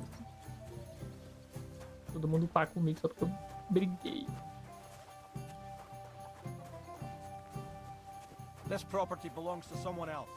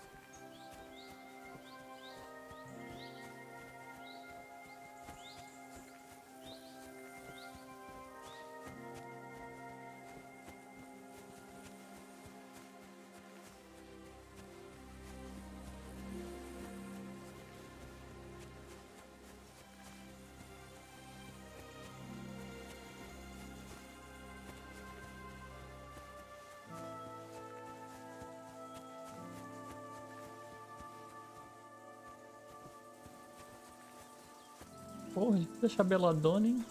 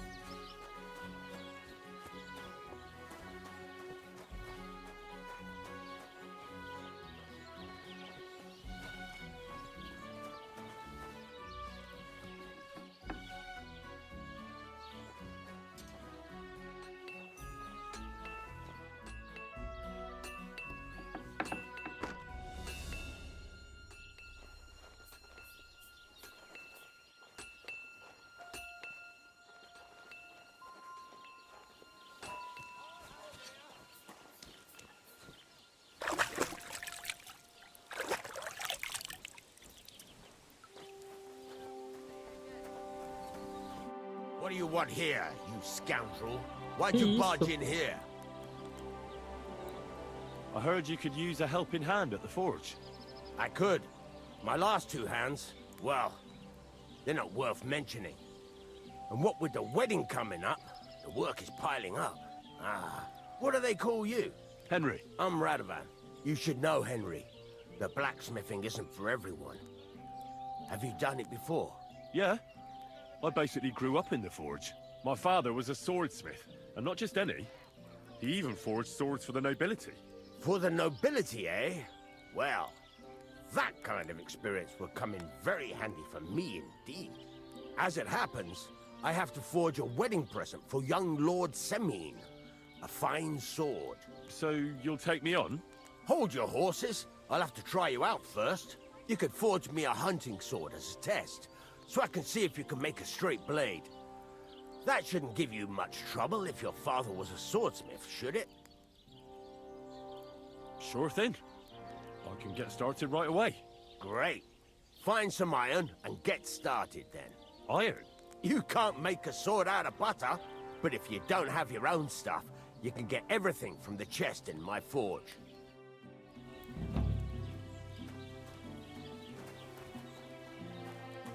Go over to the anvil. Let's get started.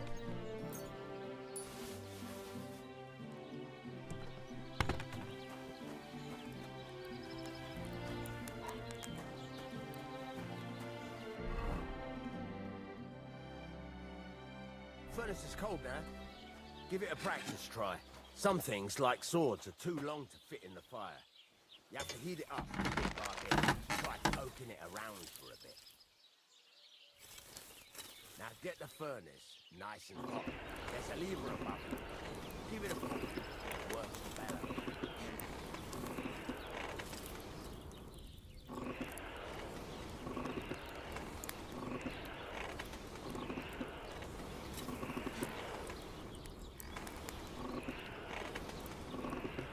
Temperature by the color, but you won't be able to tell when it's in the fire. You have to take it out from time to time and take a look. Try it out.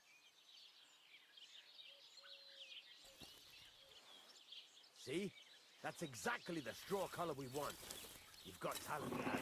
Now heat up the whole thing.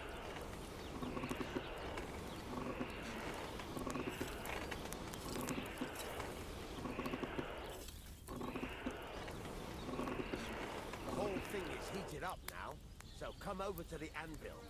Try moving the sword along the anvil so you can get the hang of it.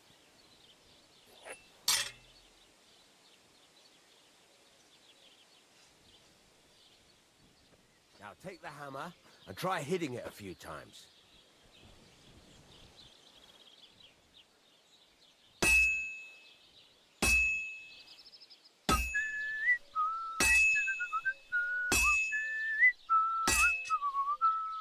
See the sparks? That's the sign of a good strike. The more sparks, the better. Also, you can hammer with different degrees of power. A stronger hit will do more, but it'll tire you out faster. Try giving it a few blows, as hard as you can, so I can see how strong you are. That's got a nice ring to it. Of course, if it was all about hitting an anvil with a hammer, any dolt could do it. You've got to hammer the workpiece evenly. One hit next to the other. Very nice. You're doing just fine. But when I say evenly, I mean it. A sword has two sides, like a lot of other things, including myself. Turn it over and continue on the other side. Those doors should be closed. Are you really going to make me look for you? And for such a trifle, no less? Nice.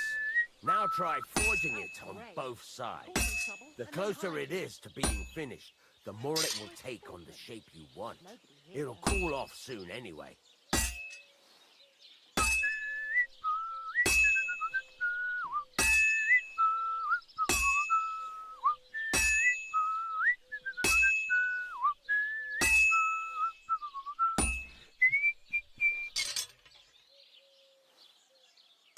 It's cooled now. You can't do it all in one go. You've got to put it back in the furnace from time to time.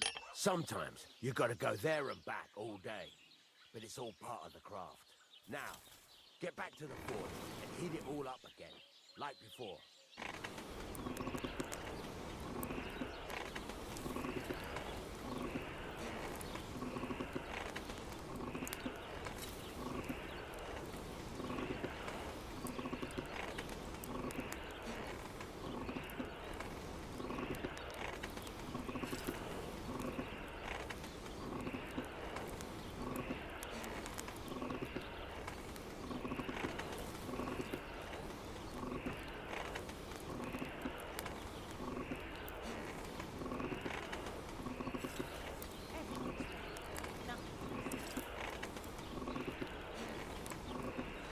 Thing is heated up now, so come over to the anvil.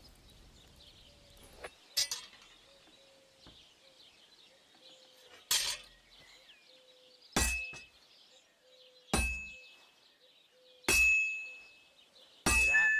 Besides the sparks, you can tell a good strike by the sound it makes.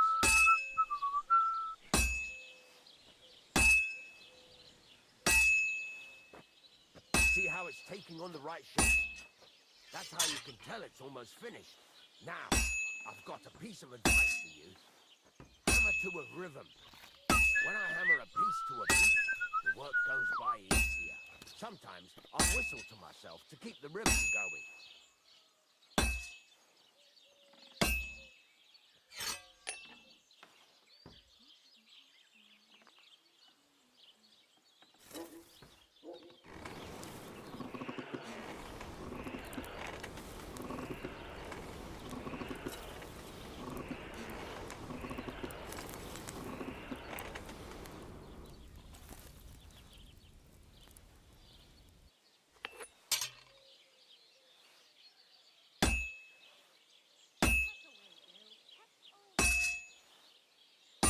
Nice whistling. It's easier to forge to a rhythm, isn't it? There you go. You've got it finished. All that's left is to temper it, and the sword will be done. The rest is just tweaking.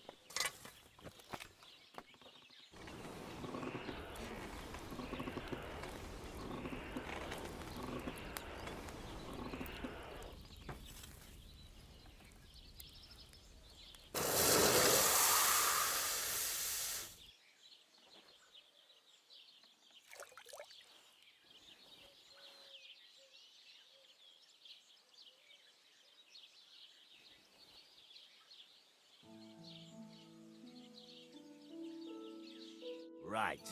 Let's have a look. Very nice work. Your father taught you the trade well. He'd certainly be happy to hear that. If you carry on hammering as well as you did today, you've definitely got a job here. Even so, Keep in mind, it's all about making sure every strike does its job. That's why you can't let it get cold, or keep striking the same spot. If you work evenly, each strike falling right next to the last one, you can't go wrong. Got that? Or is there something else you want to ask about?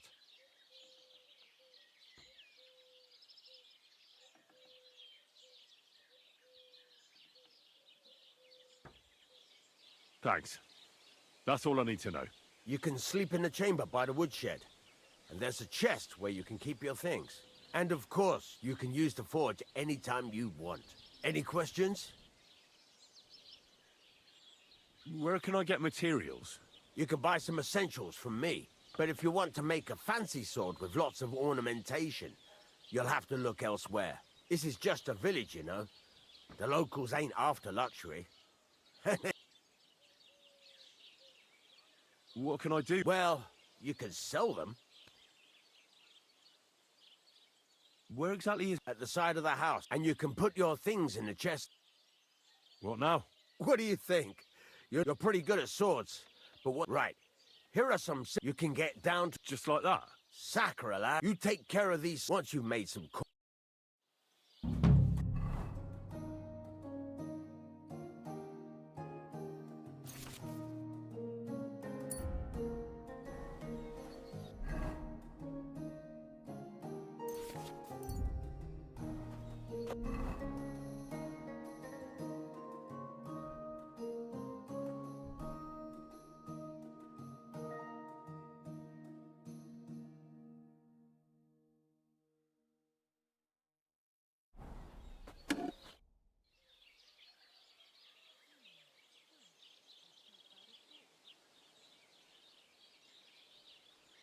I heard you could teach me something. For a few grosh. What is this about?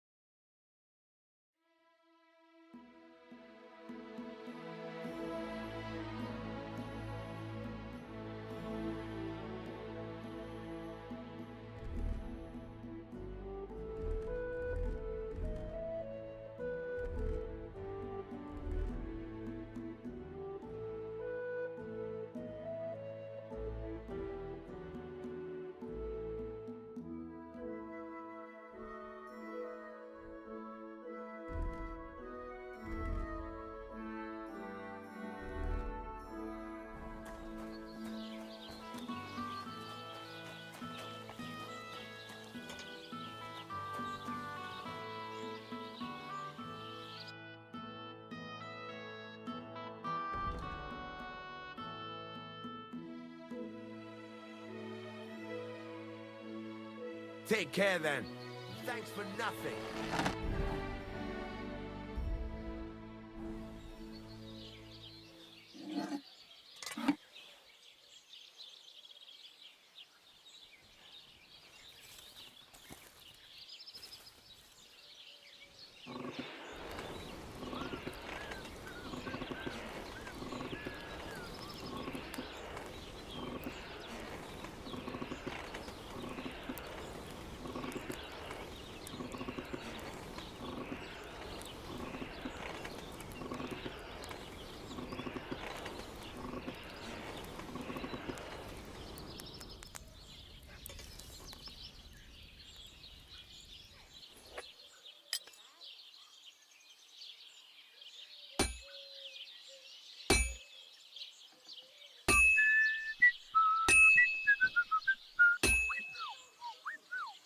It's already cooled off.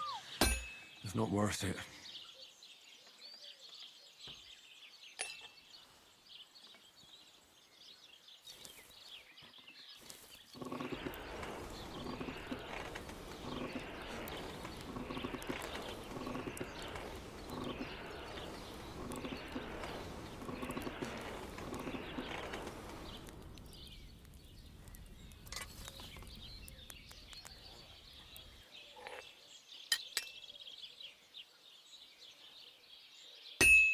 Christ, what a day.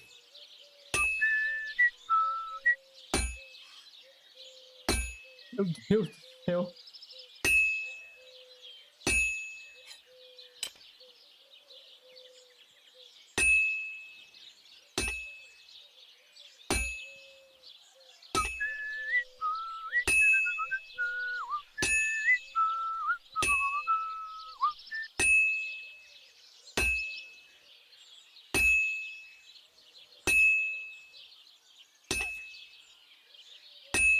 Christ almighty.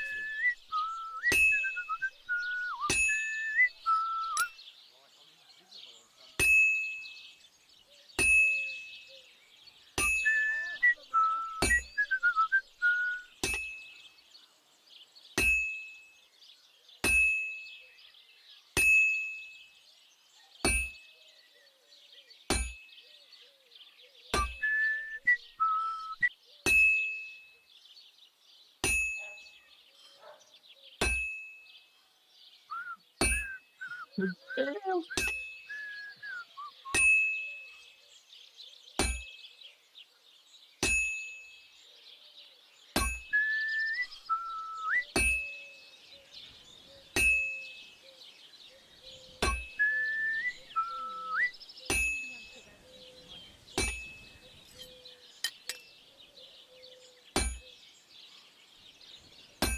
Mano do céu.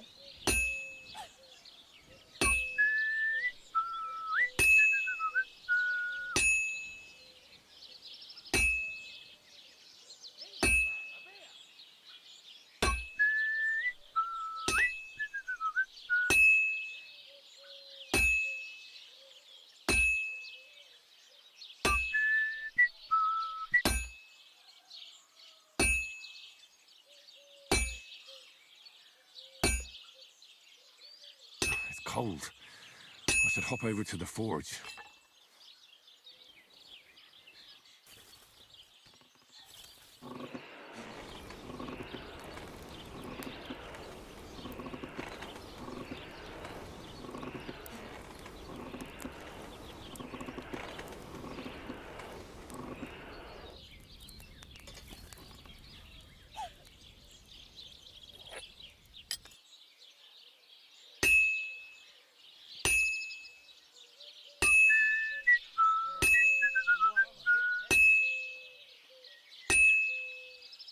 Just a bit more, and I'll be done.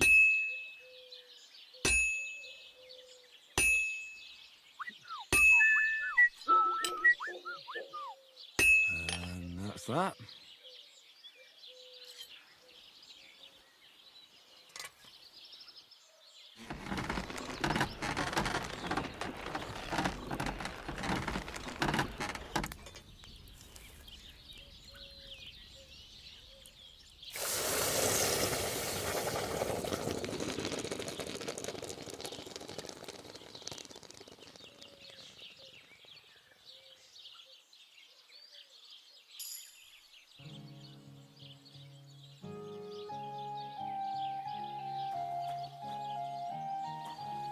I'm sorry.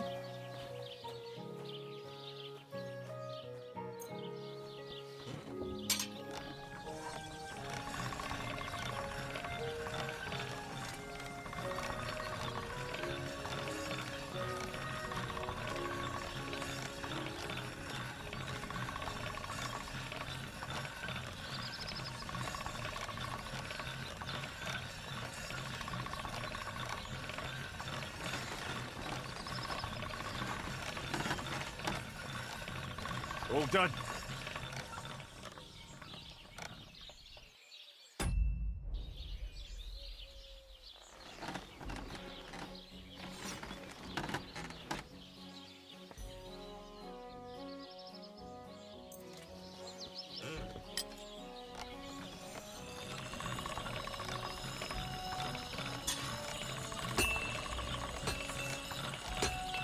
Sharp as a razor.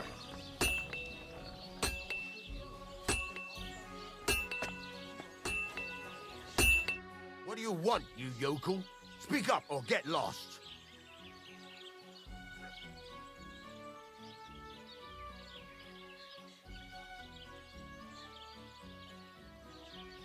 Show me your wares.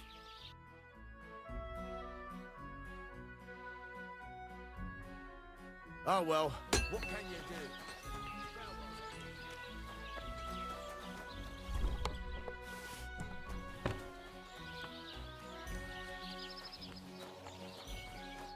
What do you want here, you scoundrel? Why'd you barge in here? What do you have for sale?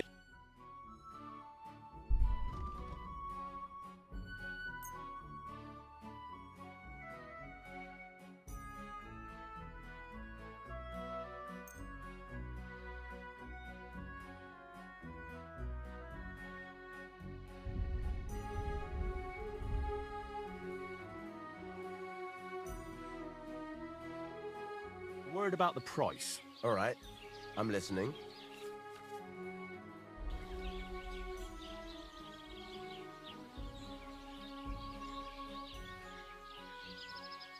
Do you accept? We're getting close.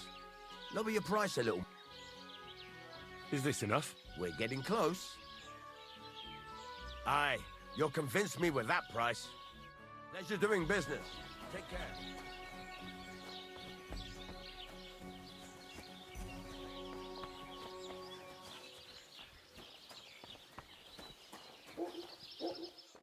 What do you need? Hurry up!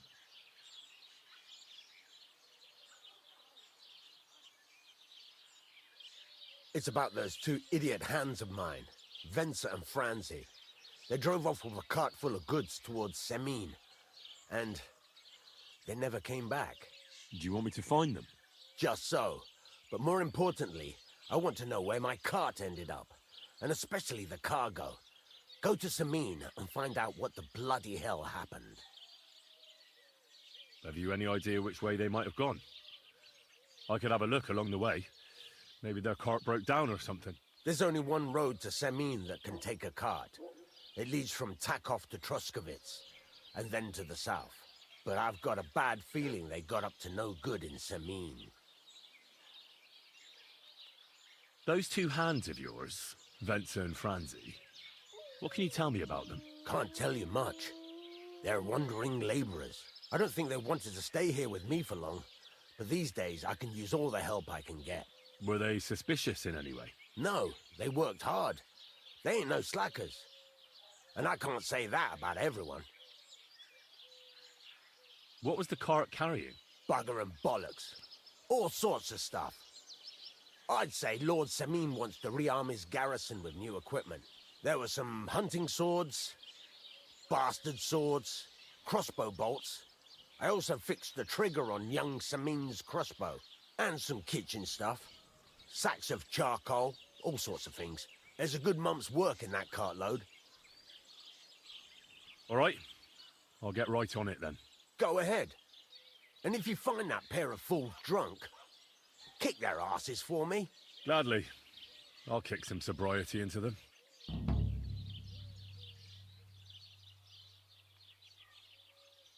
There's a couple more things I'd like to ask about smithing. Ask away.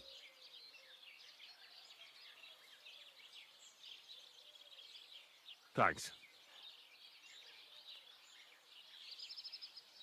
I'm still not really sure of myself. Why not? Why don't you forge me? Yeah. Let's see what you...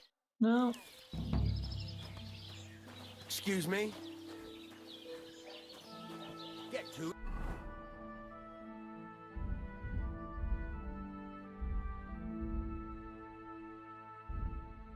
Furnace is cold now. Give it a practice try. Some things, like swords, are too long to fit in the fire. You have to heat it up. Try poking it around for a bit. Now get the furnace nice and hot. There's a lever above it.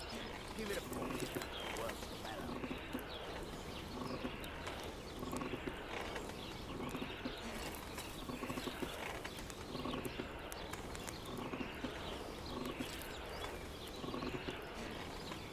You can tell the temperature by the color, but you won't be able to tell when it's in the fire.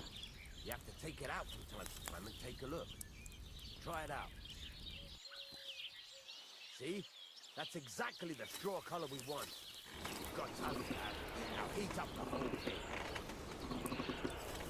The whole thing is heated up now, so come over to the anvil. Try moving the sword along the anvil so you can get the hang of it. Fine. Why'd you ask? I heard she was sick. I just wanted to know if she's feeling better. It was nothing. Just a Now slight take the cold. hammer and try hitting it a And few I could be times. calling for the priest, but women are made of stronger stuff. I'll drop by and visit her sometime then. Feel free. You're no longer in mortal danger. See the sparks? That's the sign of a good strike. The more sparks, the better. Also, you can hammer with different degrees of power.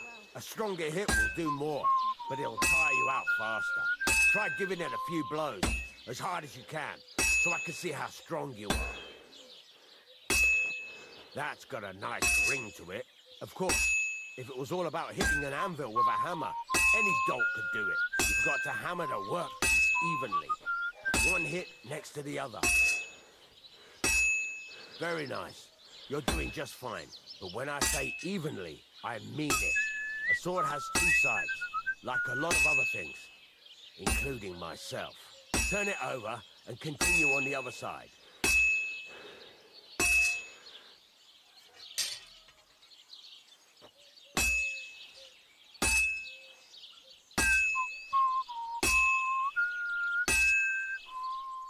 Nice. Now try forging it on both sides. The closer it is to being finished, the more it will take on the shape you want. It'll cool off soon anyway.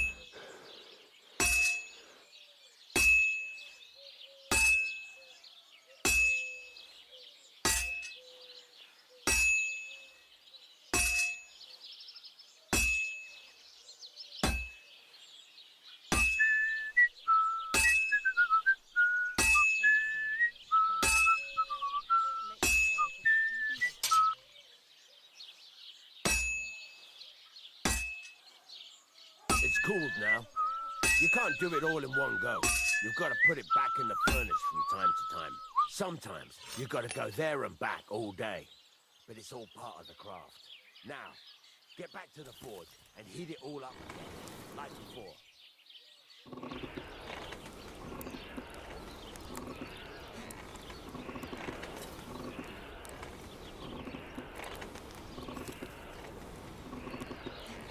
The whole thing is heated up now, so come over to the anvil.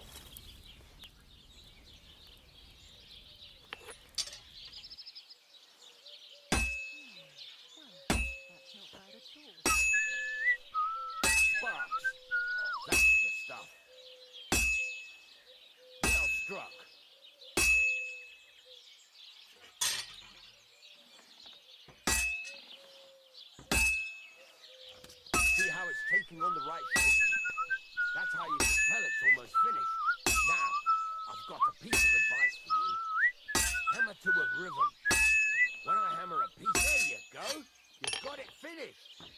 left is to temper it, and the sword will be done. The rest is just tweaking.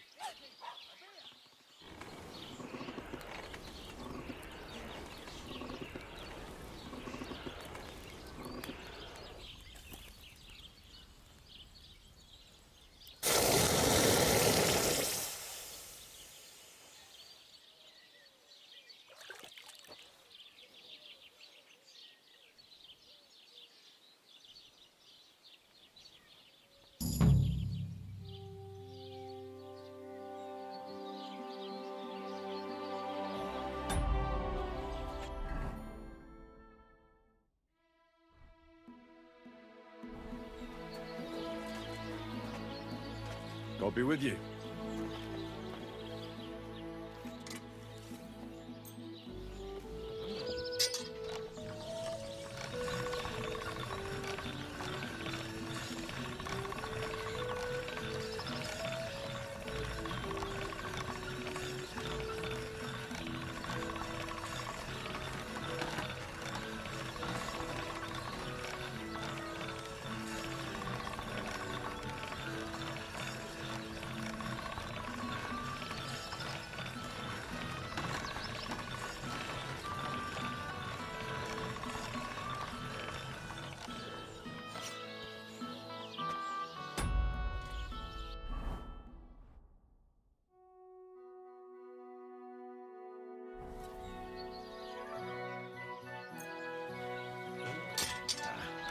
This is sharp enough as it is.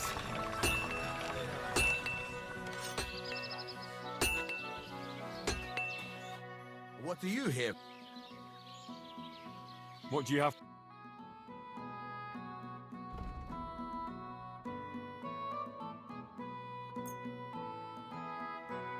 I'd like to do something about that. Sure. Aye, you'll convince me with that price. Pleasure doing business. Take care.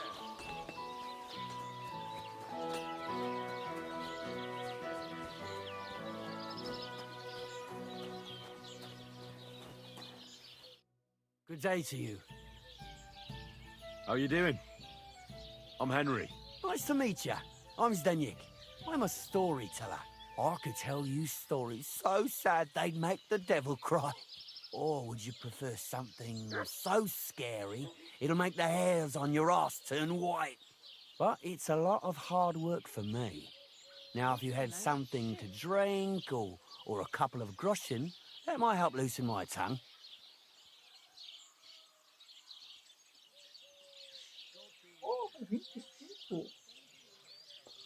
To your health, my friend.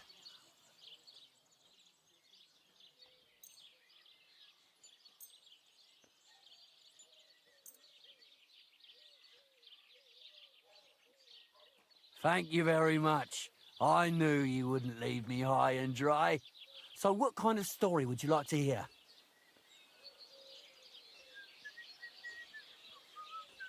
I'm far too old for fairy tales. Tell me a scary story. One with blood and violence. Don't you worry. I've got just the one. I just hope you don't shit yourself with fear. So, once upon a time, there lived in these very lands 2 brothers. The older was called Kuba, the younger, Matthias. They were both woodcutters, like their father and his father before him. One day, at the height of summer, they were working in the woods. The air was as hot as a furnace, so Matthias went to a nearby pond to cool himself. But as he was leaning over the cold water, there was a loud splash. His axe had got loose from his belt. In haste, he began to search the muddy bed of the pond, and his hands soon touched something hard and heavy. He pulled it out and could not believe his eyes. He pulled out an axe. Yes, but not his old one. It was an axe made of pure silver. Good God. I'd grab that without a second thought. Maybe you would, but Matthias would never. He was an honest man, and with a big swing he threw the silver axe back. He searched the pond again, and this time he pulled out his own axe. Nothing but dull iron and old wood. I reckon that was the right choice. Who knows who the silver axe belonged to? Well, quite. Listen on.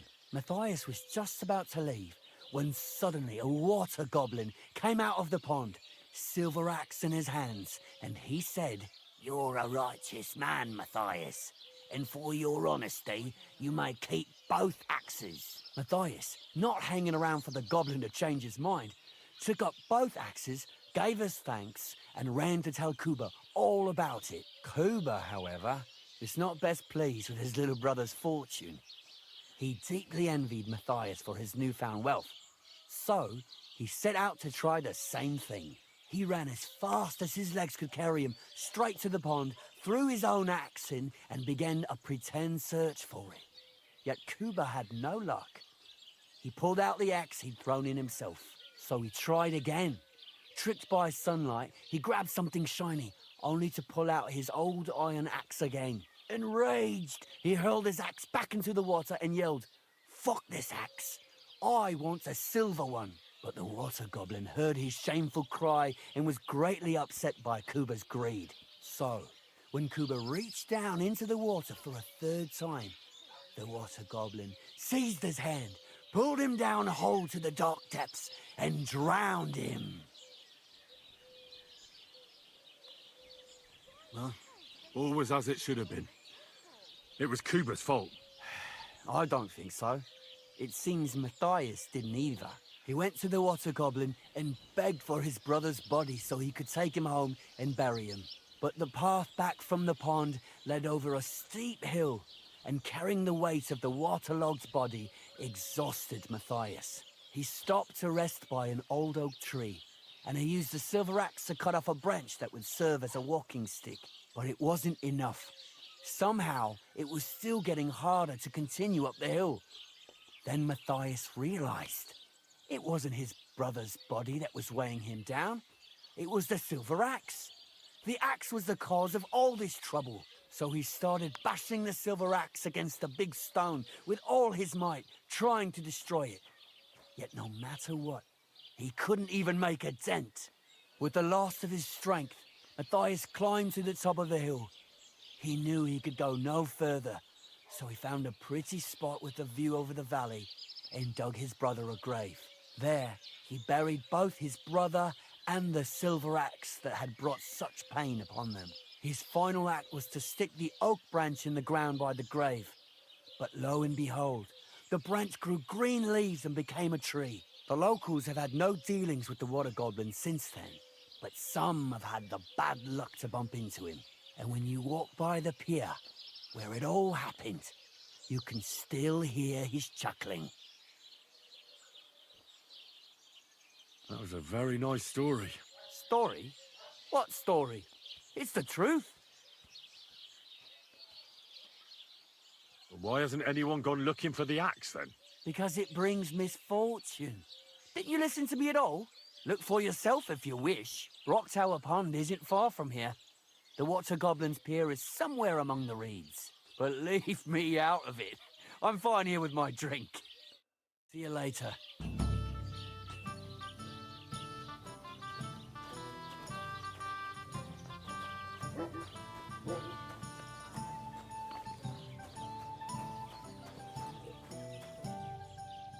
What do you want, you yokel? But make it quick. What's new around here? Vostatek. Lord von Beregov's huntsman is a regular here. He might have some work for you. He's got a cottage near Vidlak Pond. So if you know your way around the woods, you could go and offer him your help. I hope he hasn't started drinking somewhere else. He's my best customer. I'm working on a little practical joke myself. We have this little dispute with the Geliovites. You might be interested. And that's all I'd say. Sounds interesting. Thank you, innkeeper. You having problems with the Geliovites? Not just me, my friend. They're the biggest bastards around. They've been nothing but trouble for years. The winter before last, they piled snow in front of everyone's doors at night, so no one could get out of their house. And last year, they broke into my cellar and pissed in my beer barrel. Gracious. I I hope you got your aim back on them. Not yet, no. But since you're here, I've got a plan you could help me out with. I'd pay you well. You can count on that.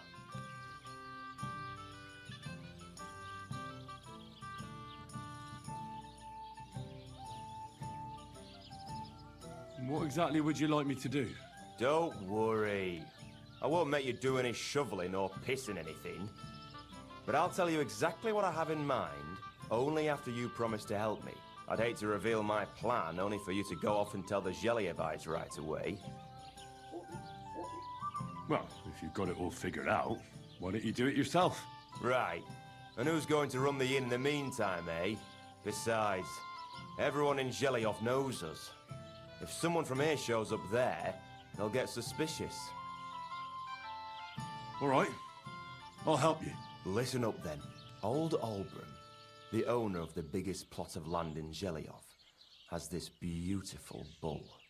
White as snow he is. The finest animal far and wide. Obviously, he's very proud of it. Very protective too. Now I mean you, will give his beautiful snow-white bull a nice new coat of paint. Albram is going to lose his mind. Simple, right? Well, not really. All right, it's a little complicated, but I'm sure you'll manage. First, we have to get some paint. I don't reckon we'll be able to get any here in the village, but you can try and ask Bartoszek, the tailor in Trotskovitz. I hear he dyes his own fabric. And after that, we'll have to make sure the bull stays still while you're painting it. Try asking Radovan, the local blacksmith. I hear he can make some kind of sleeping potion. If you pour it in the bull's water trough, I'm sure it'll do the trick. But watch out. That beast is enormous. You'd better put at least 3 doses of the potion in there. All right then. Albram's bull will be getting a new coat of paint. Albram's going to lose his mind. I can't wait. And remember, it's supposed to be a joke. If you get caught or something goes wrong, the whole thing will be ruined. Right. So I need paint, sleeping potions, and to not get caught.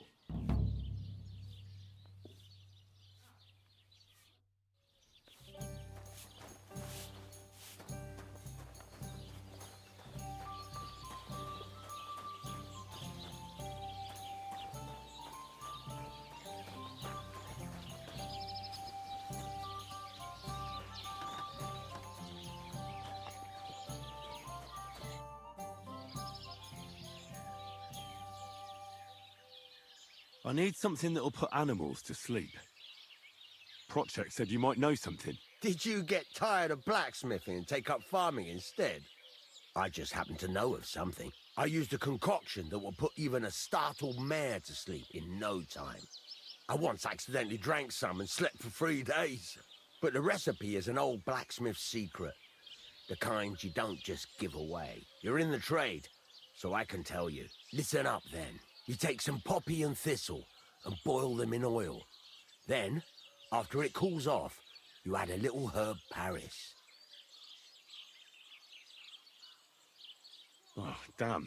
That's complicated. Could you... Are you yanking my pizzle? Offer...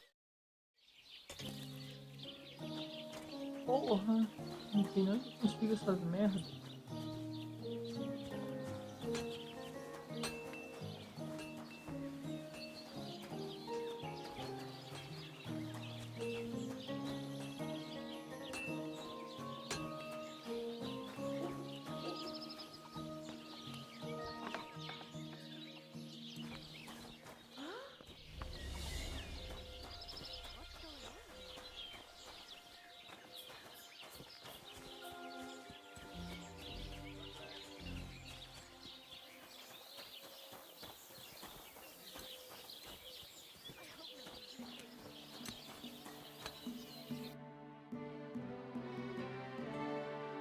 Ah, well, what can you do?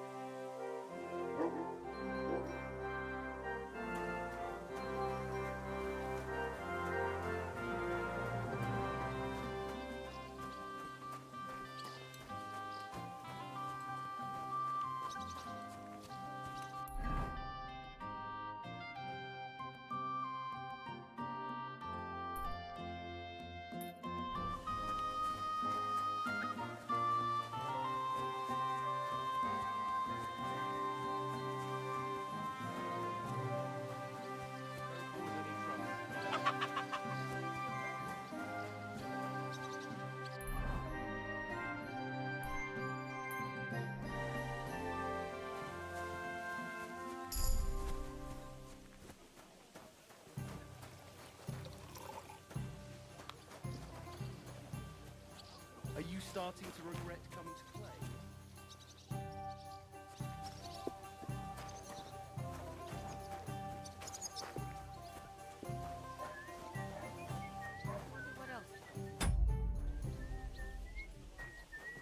Good day to you. Greetings to you too. Have you come to break some more stuff? Pô, vocês ainda estão putos comigo? Ih, se fudeu, otarei. Stop being angry. And if you don't have any work, it's bailiff's supposed to tell you.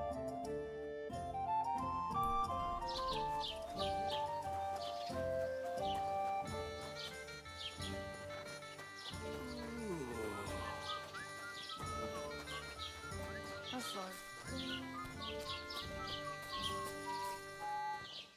God bless. What would you like? As the local scribe, you know a lot of things, right? I'd say so. In this province, not a squirrel farts without my knowing. Right.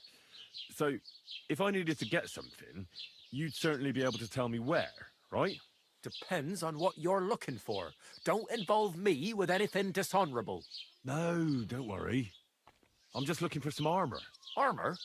Well, unless you want to join von Burgau's retinue, I don't think I can help you. But try Radovan, the blacksmith in Tachon. He might at least sell you an iron helmet. You don't know of anything better? Aha! So, the good man is a connoisseur, eh? And how would Prince Brunswick's armor suit you? Whose armor? Oh, it's just a local legend. What legend? It's hard to explain. There are actually 2 legends, or even 3. Well, it doesn't really matter. Why are you so interested anyway? Fine armor like that belongs in the hands of a knight.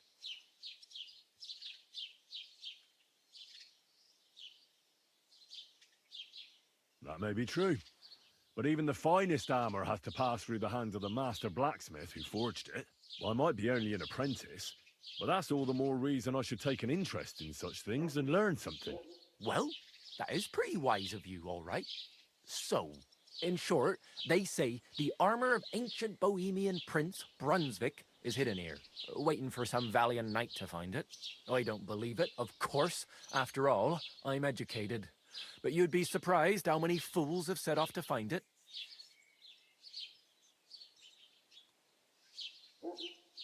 Where did Brunswick's armor come from? It is said that George the Lion of Vortenberg brought it here. He was the nephew of Lord Chenyek of Vortenberg, who built Trusky. This George spent a lot of time with King Wenceslas. A suspiciously long amount of time, if you know what I mean.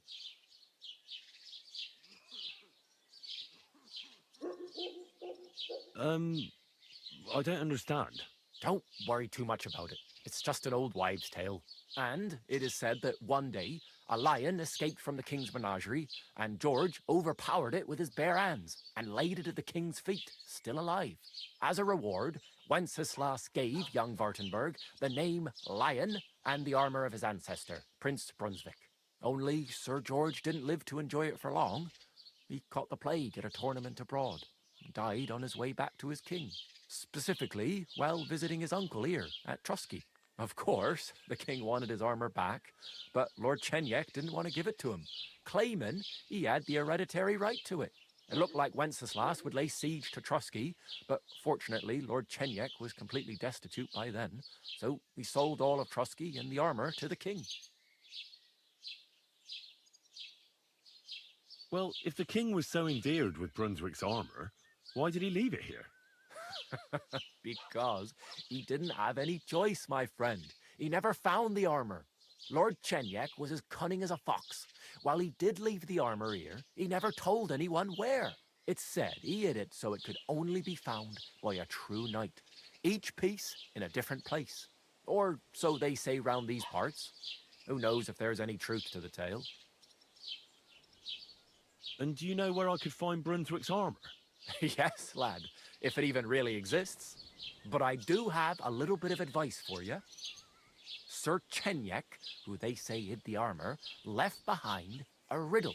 It's a test that must be passed by whoever wants to find it. Do you want to hear it?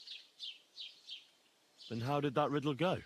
Wait, how was it? I've got it. Take your leave of crone and maiden, standing tall behind the gates. Boldly go towards true midnight. In caverns cold your prize awaits. Pass through the all of forest kings, hidden deep from hunter's gaze. Standing tall, 2 guards of stone. Behind whom yearn for treasure lays. Between them stands a mighty rock. A subtle niche, yet deeper still. A place to give one's art to God. Behold, my armor gleaming still.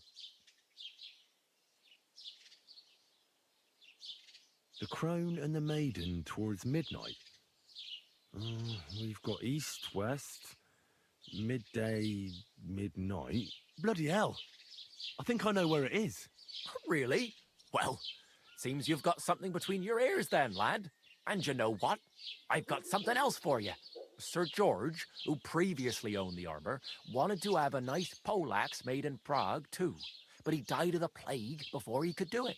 I'm not too certain about Brunswick and his armor, but this is certainly true because I have a copy of George's order here. Here, take it as a keepsake. And now go. Entendi porra nenhuma.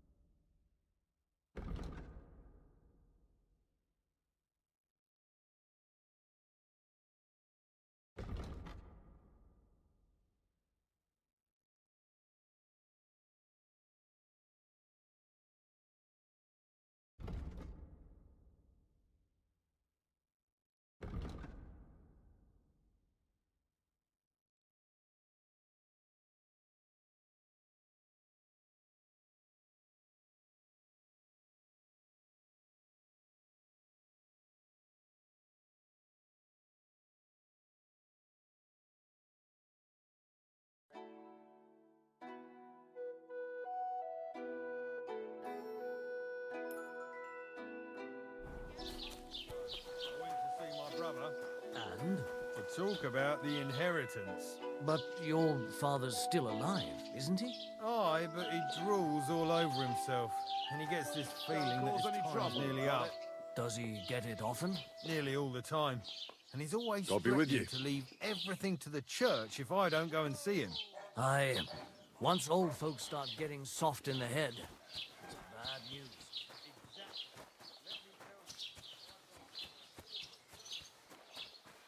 What a nice day.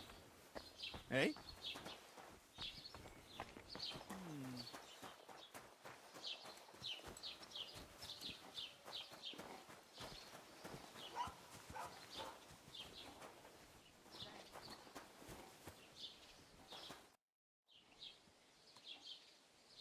What's new in the county, Master Bailiff? I was just visited by one of the local peasants. He said he found more fresh graves behind his field, just below the village, along the road to Nabokov. What do you mean, more? You sound like this isn't the first time. That we found someone buried here? Don't even ask. I've been digging up bodies ever since that bandit gang started running rampant. Most of them are von Burgo's men. Also, if it wasn't bad enough that gang of bandits is rampaging through the region, now someone's stealing cabbage from the peasants. What a disaster. Cabbage? Aye, and the peasants won't stop bugging me about it. I was just visited by a peasant from Jadar. He's been talking my ears off for God knows how long. Say, do I really have to do this? Do I have the time to look for some moron stealing cabbages? And that's about it. That sounds interesting. Thank you.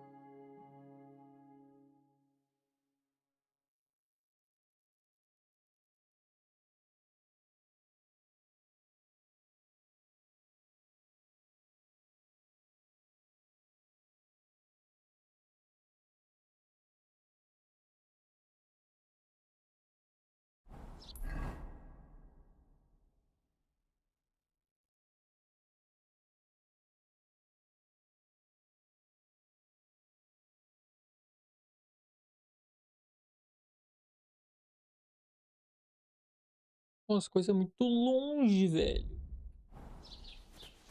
Não tem a merda de um cavalo.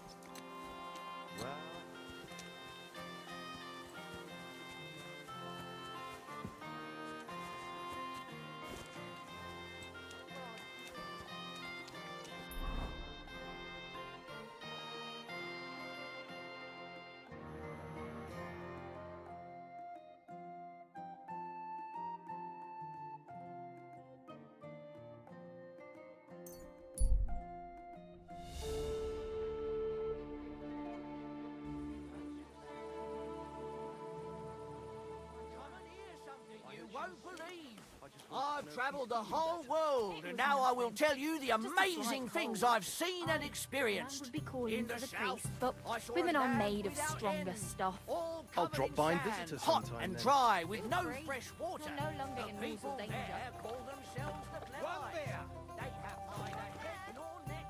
Their face is in the middle of their belly. And these Clevites breed horses with huge ears and birds born out of mud.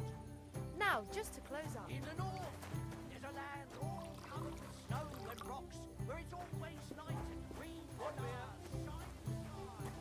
There, I call them strangers.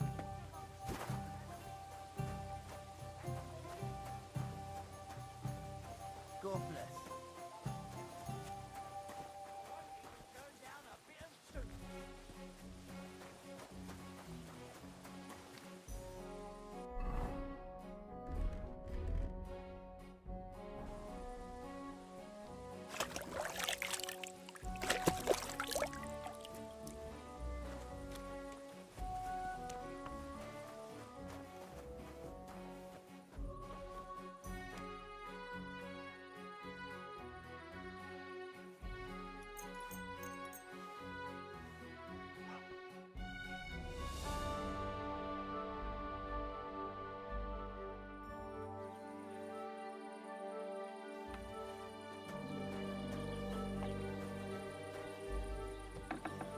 bless you.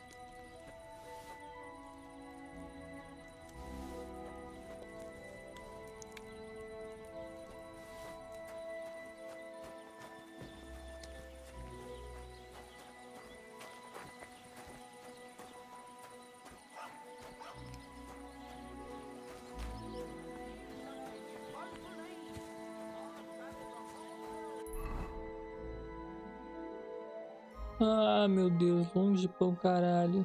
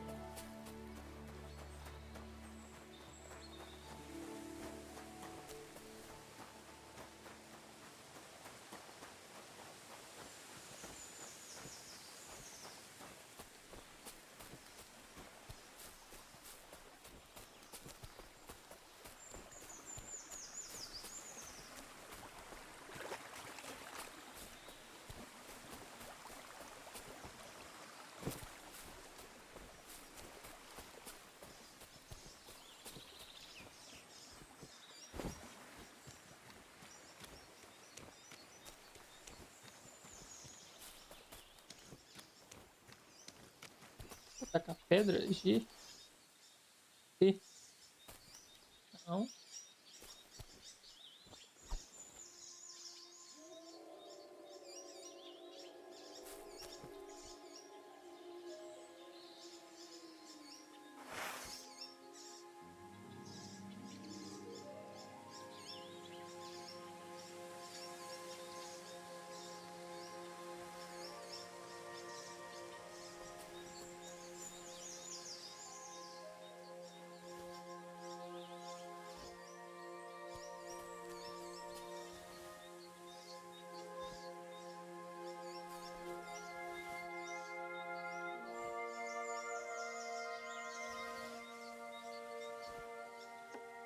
Oh, funciona.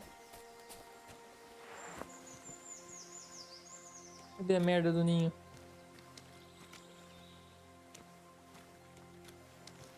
Cadê o ninho?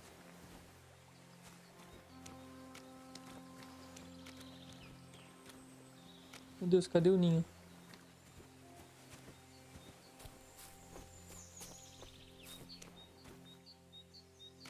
Por aqui em cima, mas...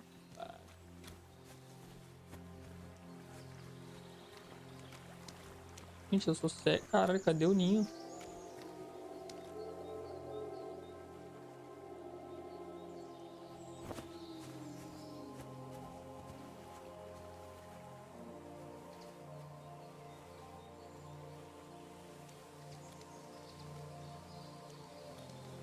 Bugou essa merda.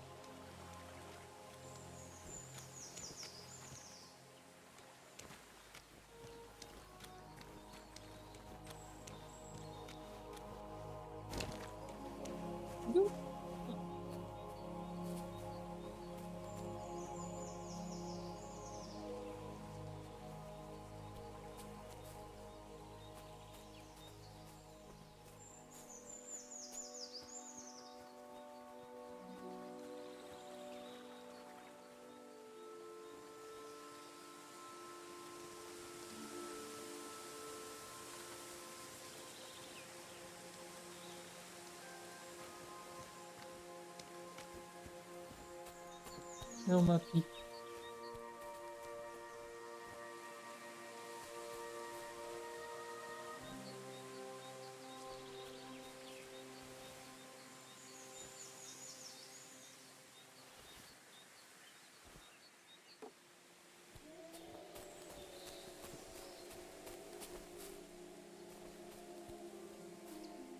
Cara, esses vinhos estão bugando?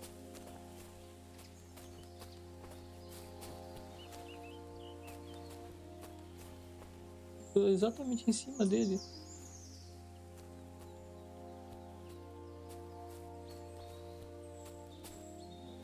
Que isso?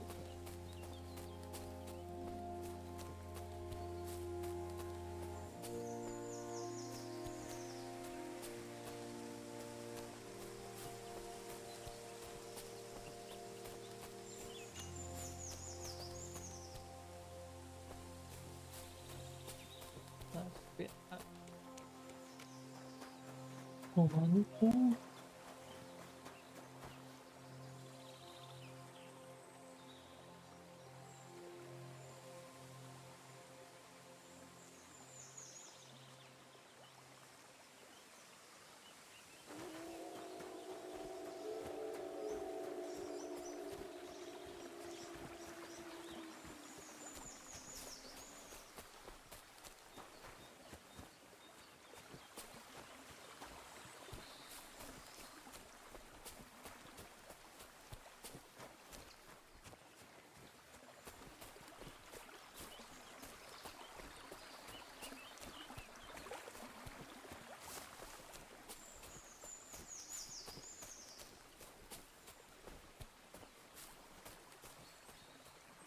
Give me your money. This is a robbery. Please, I have nothing to give. Don't bullshit me. Everyone has something. Please, I beg you. Stop your whimpering. Are you deliberately... Somebody, please! How?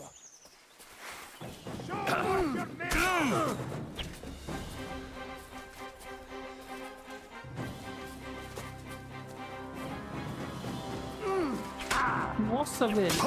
Isso, não consigo. Por que eu não consigo defender? Ah, brincadeira. Ah, que brincadeira. Nossa, vou voltar lá atrás. Oh, meu Deus. God bless Christ, pardon me.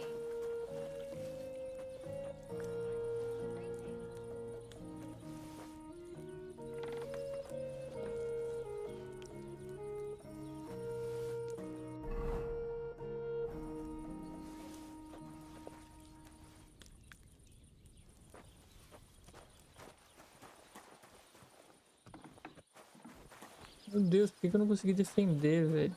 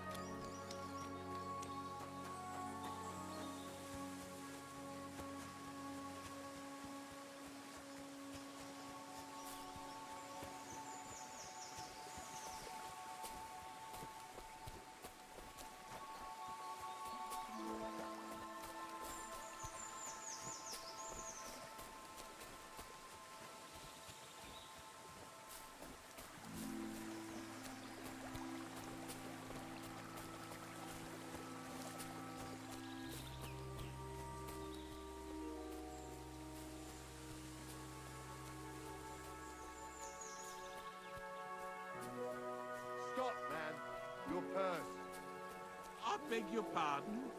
This is a robbery. But Is anything not clear to you? No, yes, I understand. Here. Now back off.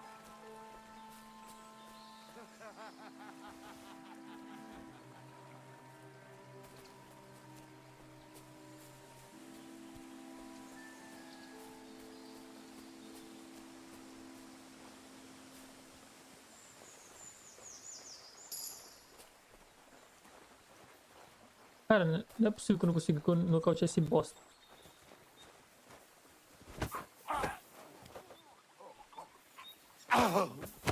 Consigo, cara.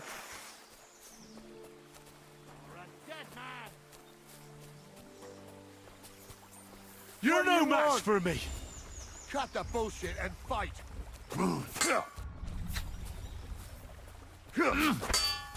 We're gonna gut you, you horse.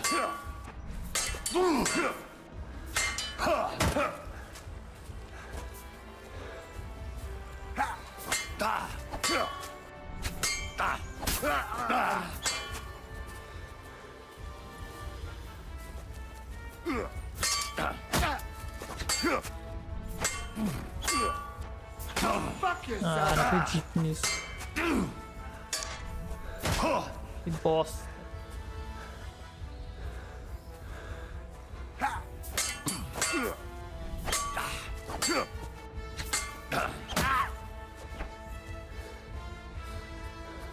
Do it.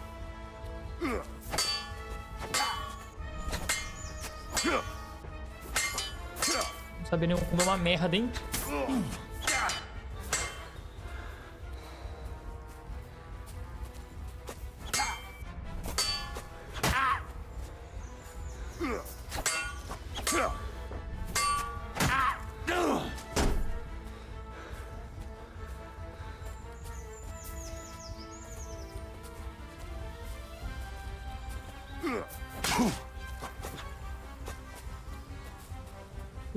Dormindo ponto.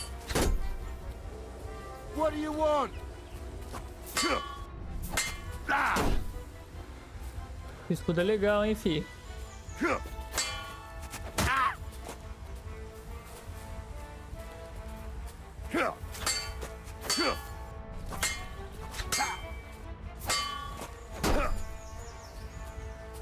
Morrer não quer não, né?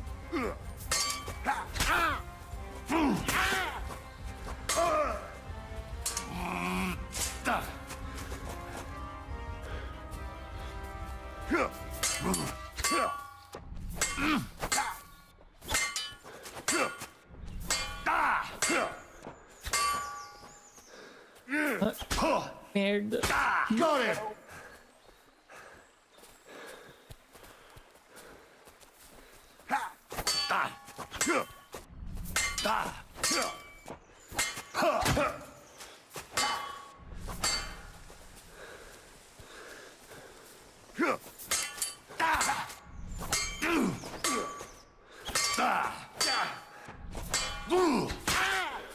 Mano, você não morre, cara.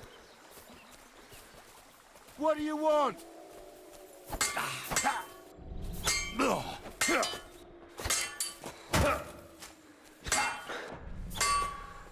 Vou morrer de sangramento, pá.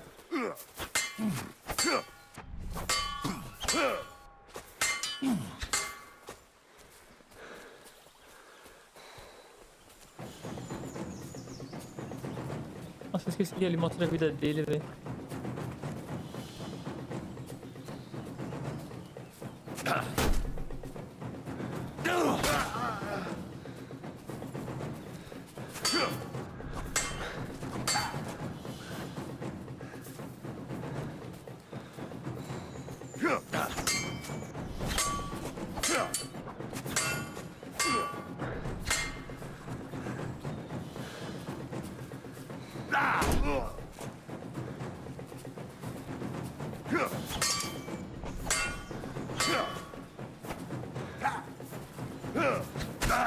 Não, não. Raspa. Ele é fraco, vai. Pô, mas essa minha arminha aqui tá uma merda, hein? Uma poçãozinha, vendo. Christ, pardon me. Logo. Greetings to you. I'm Vai chegar na minha frente, sai.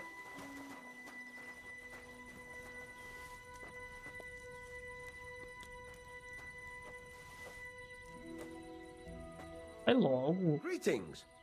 What do you...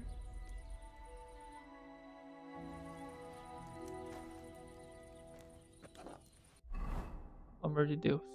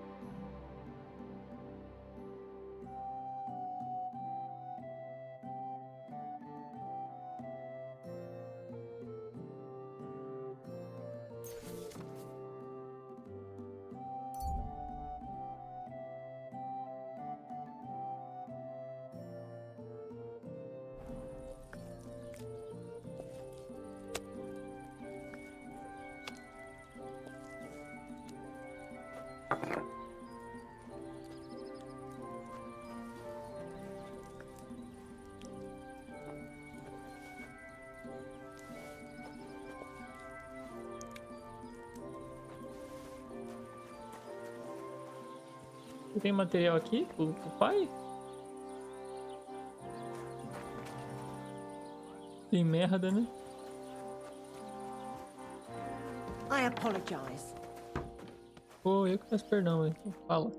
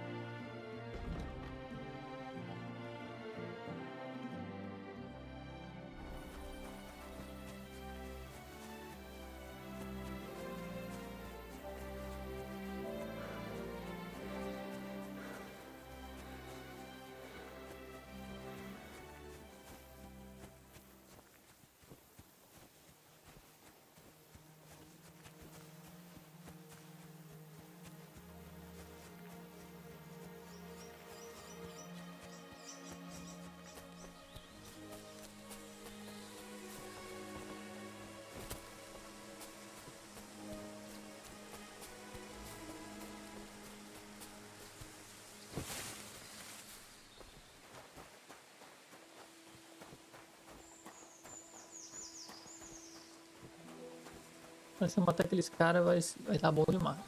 Vou salvar, mano. Vou salvar essa bosta.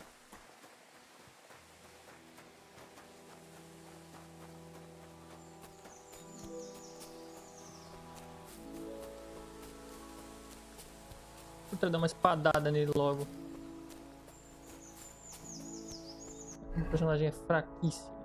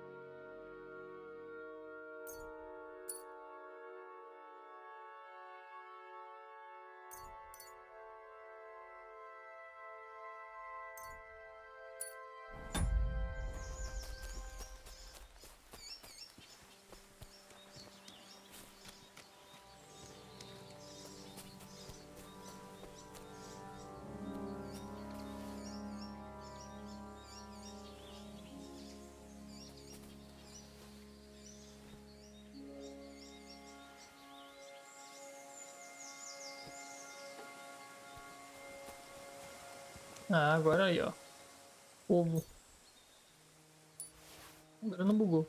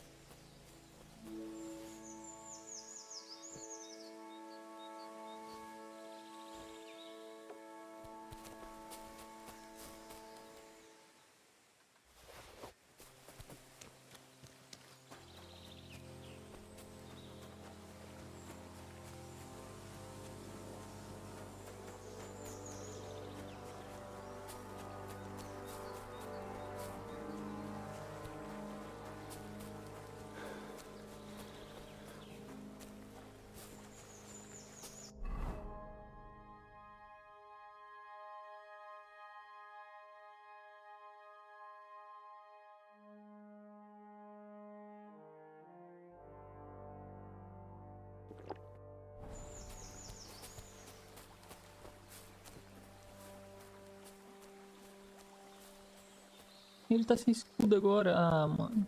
Não, ele tá com outro escudo.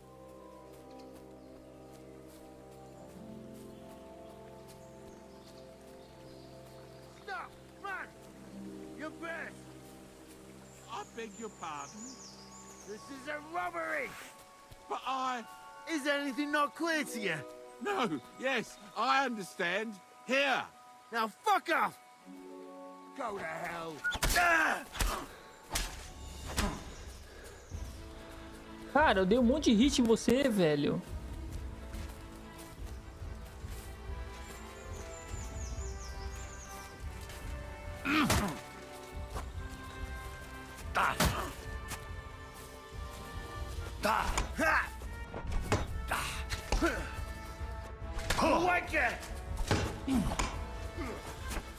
Agora tem o seu amigo.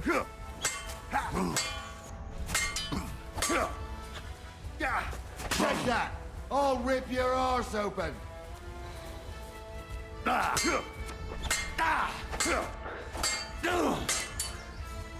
Show your stuff!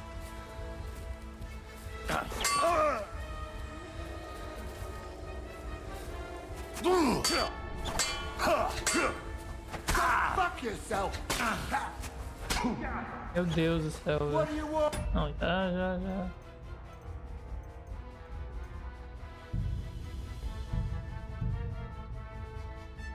Ai, por que agora ele tem esse merda aqui, velho?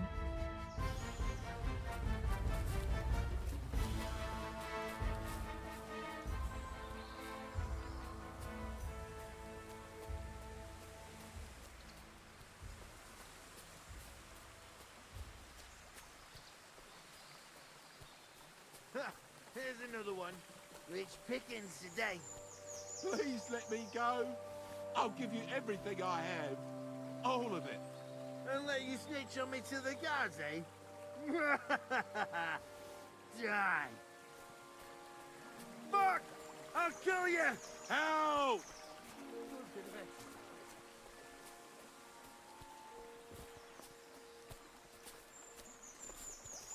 Hmm? You'll pay for that, you whore son! Meu Deus do céu, cara. Take that fucker out, damn it! Show your stuff!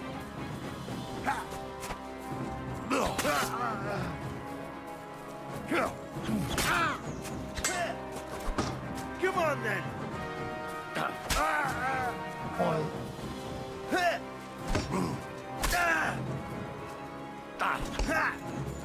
Wake it! Caralho, velho.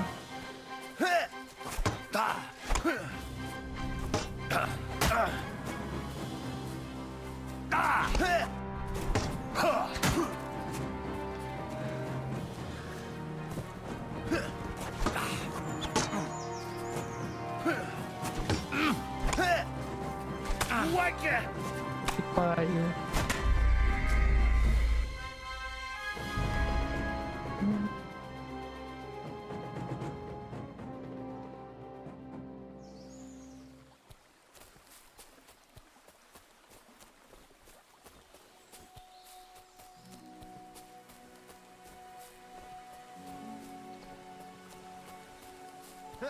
Here's another one. Rich. What the? Someone! Help!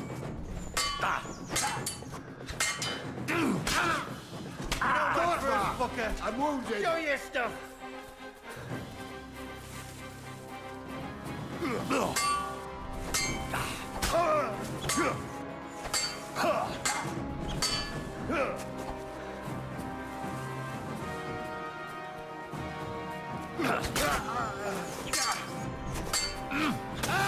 Come on then!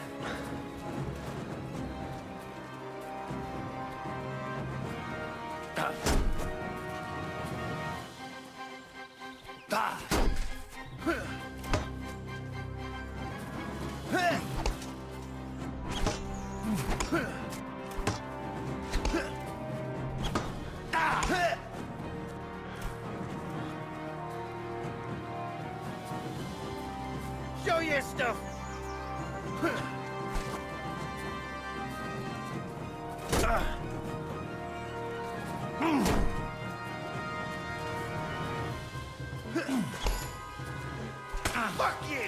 pariu, velho.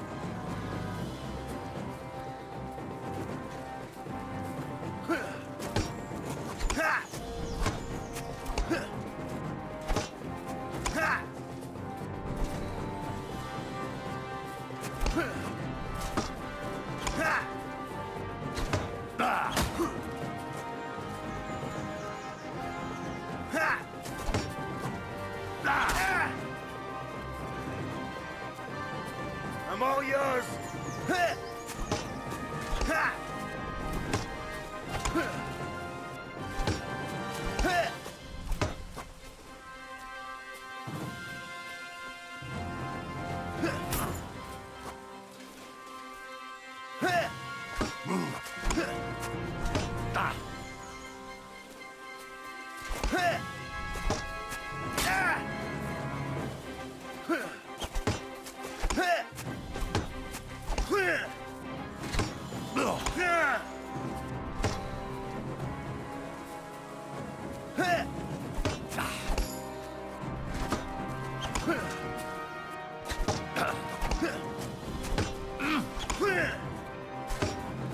Meu Deus, é muito pica, hein?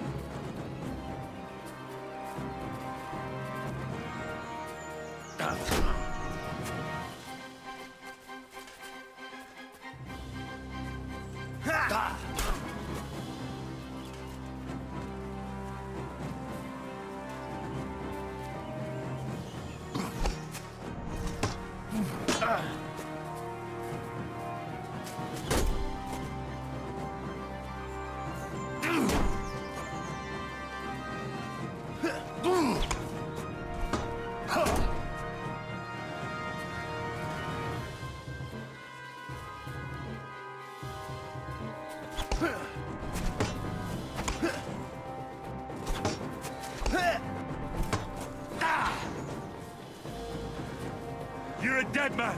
You know that? Cut the bullshit and fight.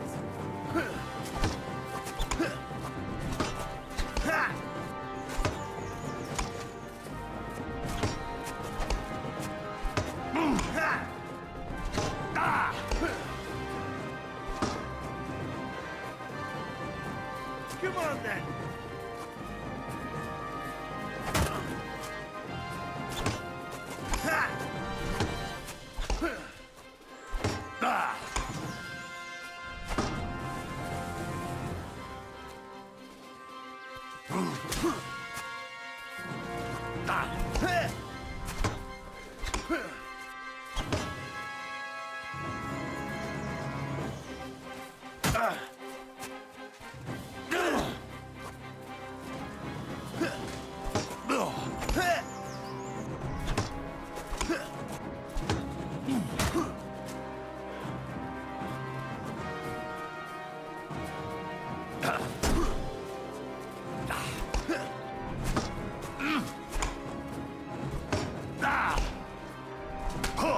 Não! Puta que pariu. Ah, eu tô sangrando, morri.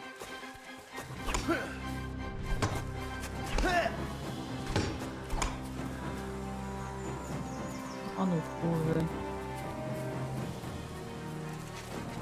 Show your stuff. Ai, cara estranho.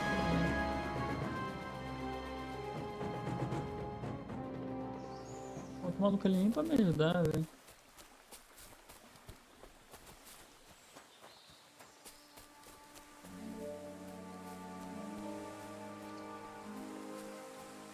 Stop, or run my blade into your gut.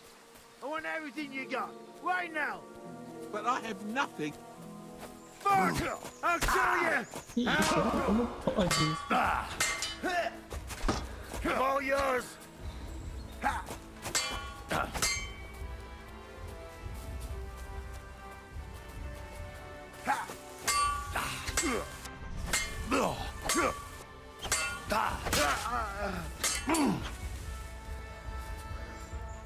What do you want?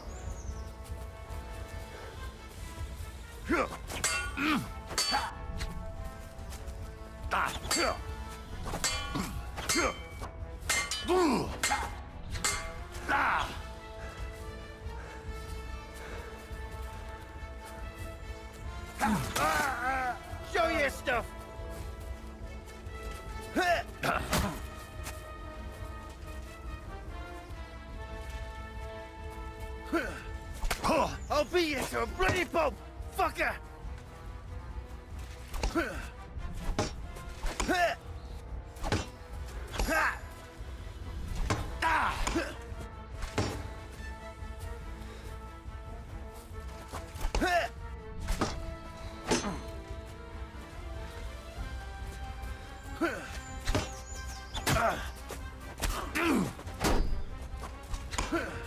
Não tô mudando nenhum, velho.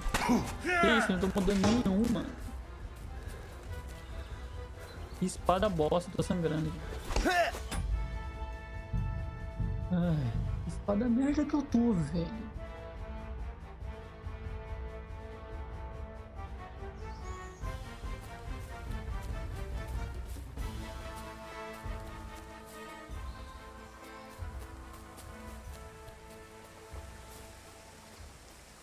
Is something wrong?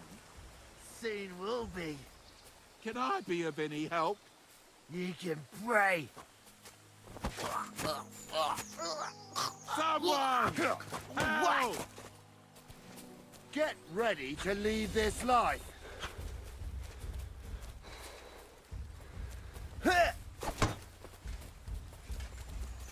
I'm all yours.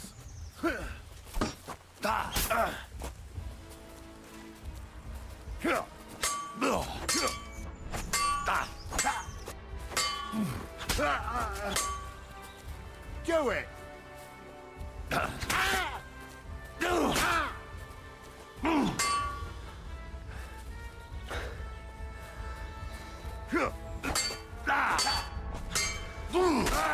Show your stuff. Calma, deixa eu recuperar aqui. Boa.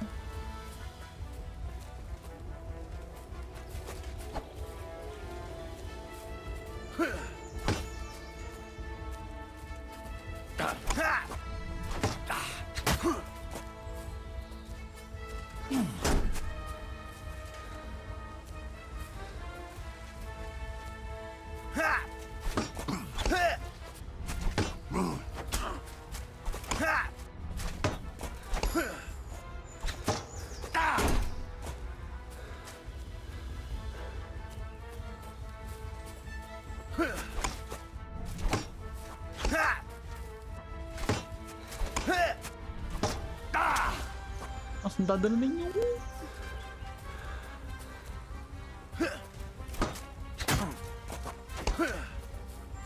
Ah, eu defendi.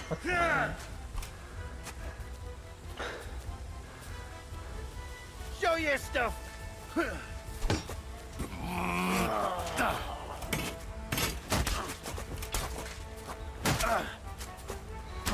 Não tá dando nenhum isso, velho. Que legal.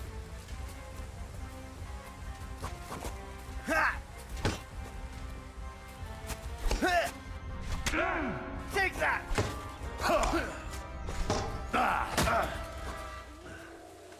Não, o que eu tô fazendo? Sangrando.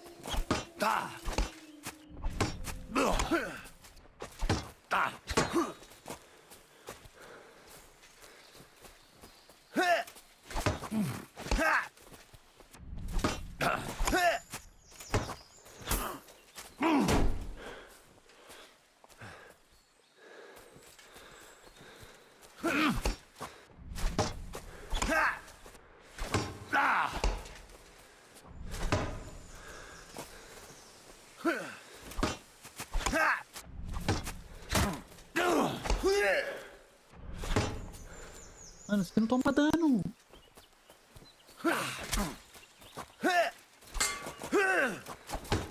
I'm all yours.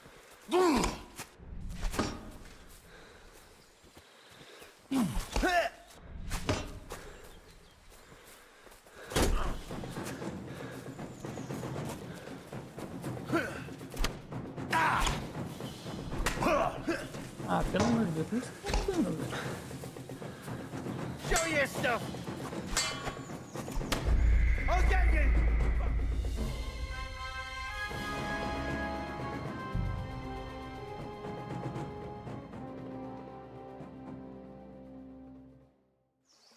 Deus do céu, que espada bosta.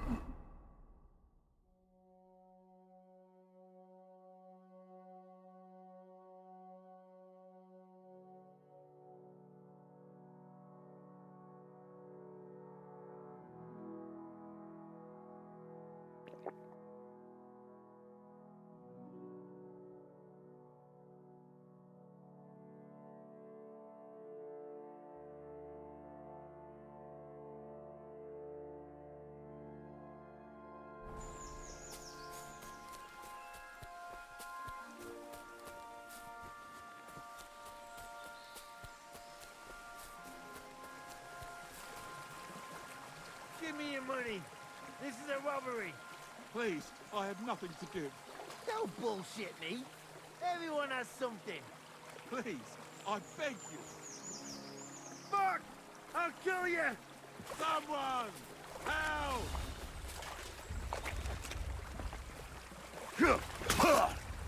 Ah, pelo amor.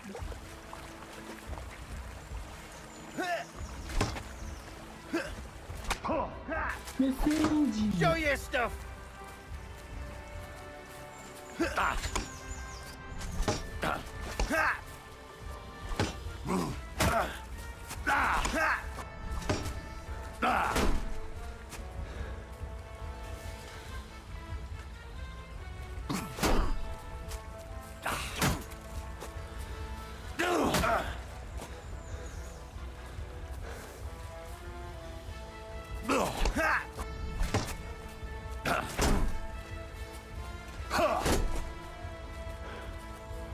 Do it!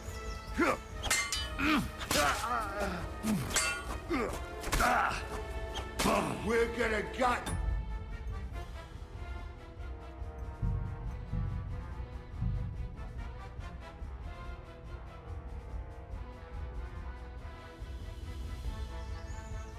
Um arquinho agora pra deixar um cara miado.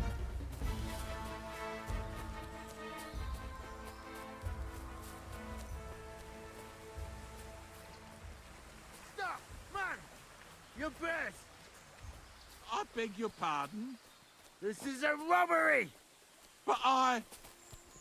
Fuck! Someone! Help! Show your stuff!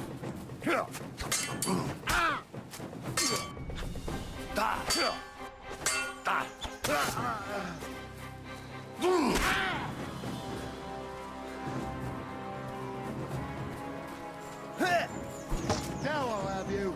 You don't have a chance. Come on then.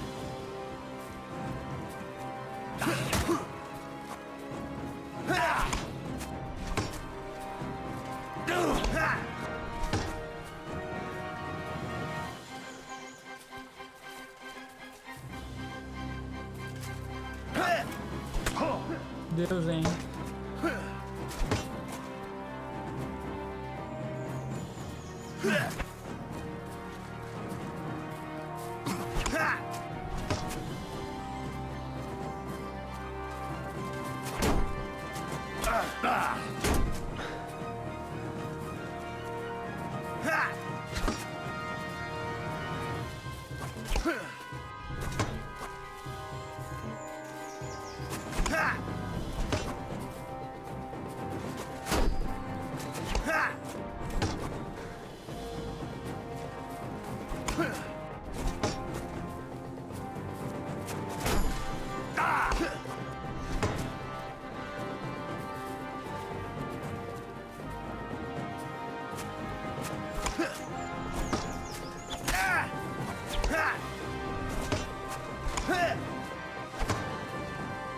Por que não toma dano?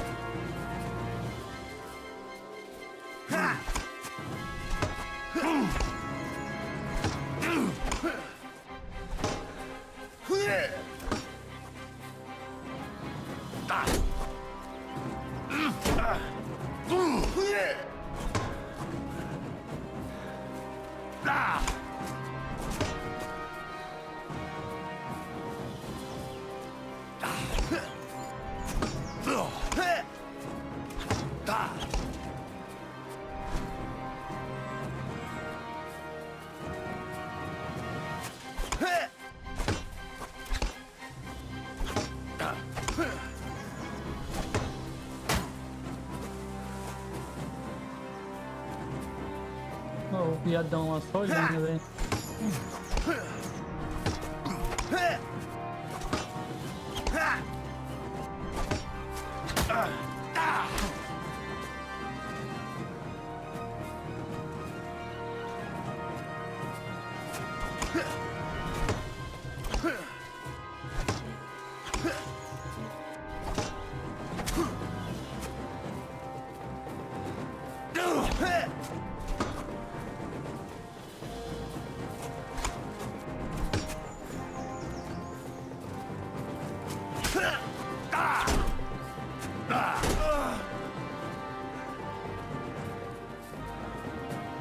Tá se fudendo, né?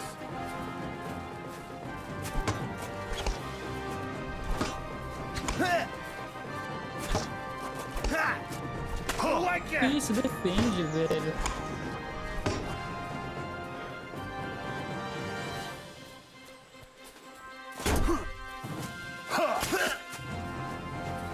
Come on then. Não morreu, velho.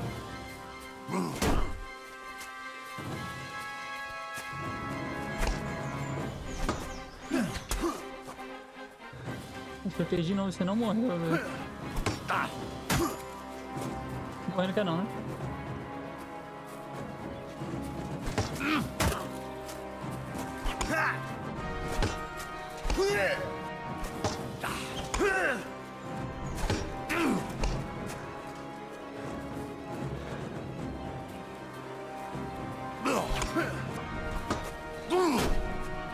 Cacete forte da porra, isso aí, filho.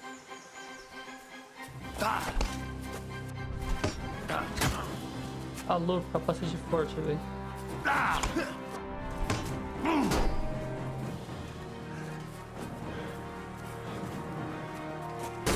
Toma, filho da puta!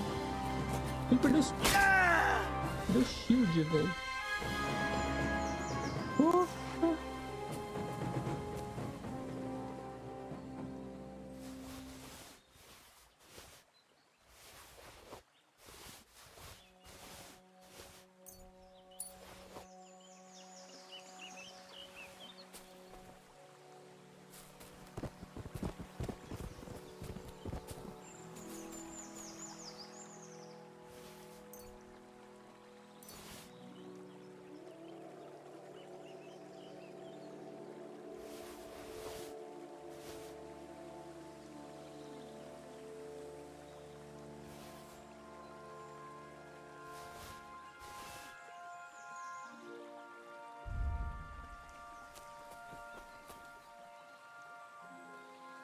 Peguei a arma dele? Não, cadê a arma dele?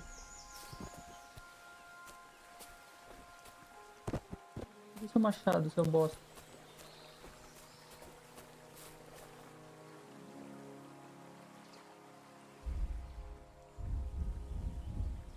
Seu machado.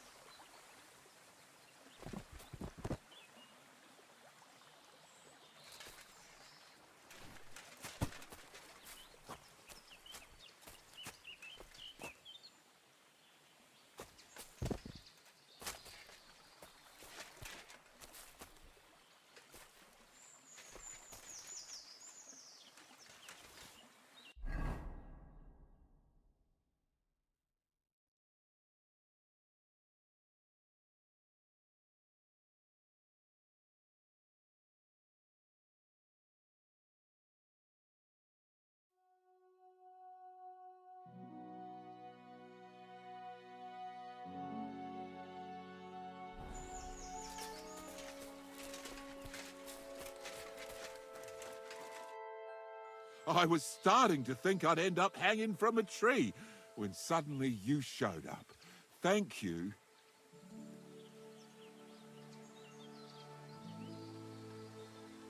Don't mention it. I'm just glad you're all right. All thanks to you. Here, take this. A keepsake. And thank you again.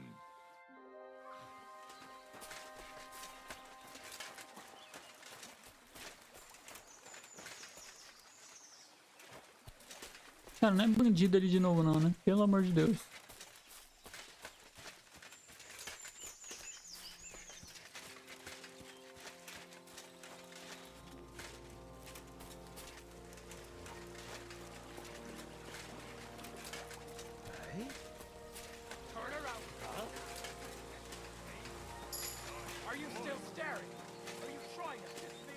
Não, tá suave, filho. Tô indo embora.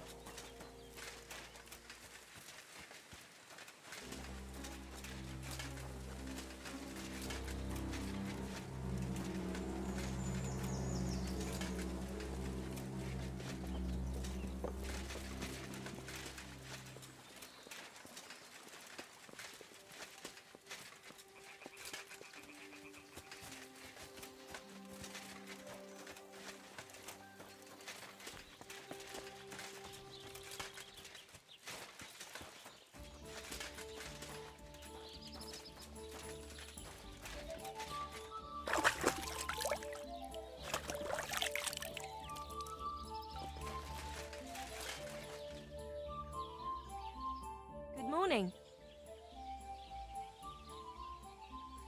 What do you have for sale?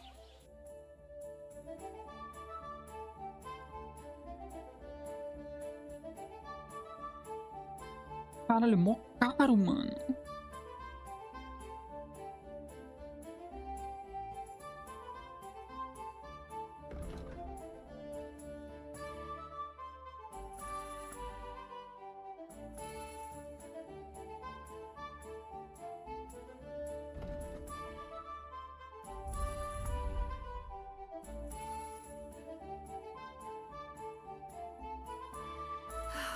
Maybe next time then.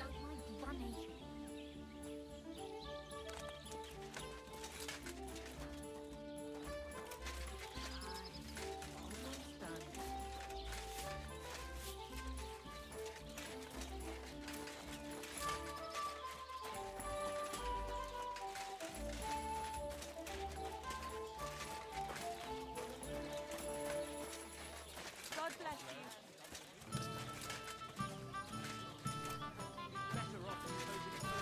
Nature. As you wish. 'Tis wise to imitate nature's habits.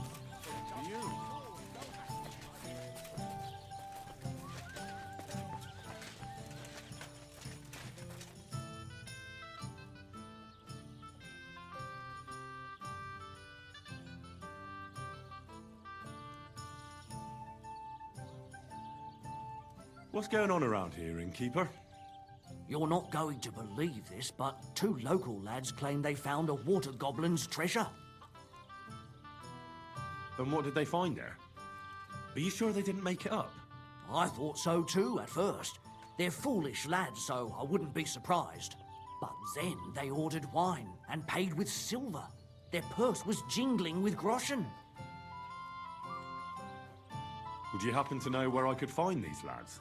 They often swim at the other side of the Rock Tower Pond. There's a pier there by the dam. That's their spot.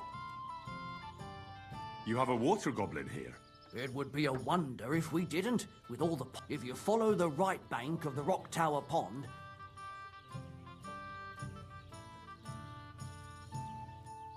Any other news? Recently, a bunch of charcoal burners who have their kilns on the... I started talking to them and they told me... Why? They said a pack of wolves came up... Aren't wolves afraid of people? That's what I thought too. Did they tell you where... In a gorge, above the Rock Tower Pond. If you climb up those rocks, you'll be able... Did they tell you how... They mentioned 3 wolves. Do you have any more? By the way, we've put together this wee fight club. That sounds good. It actually... Then other blokes from the village joined... By the way, If you go and see him, I'm sure he'll tell you more about it. But, well, he takes a bit of getting used to, though. Oh? What do you mean? You'll see. I mean, here, and that's pretty much everything. Thanks, innkeeper. That sounds interesting. I need a plate. And for how long? I just want to spend... It can be arranged. Payments in advance. I'd like... All right. Do we have a deal? You really won't... Agreed, then. Anyone can...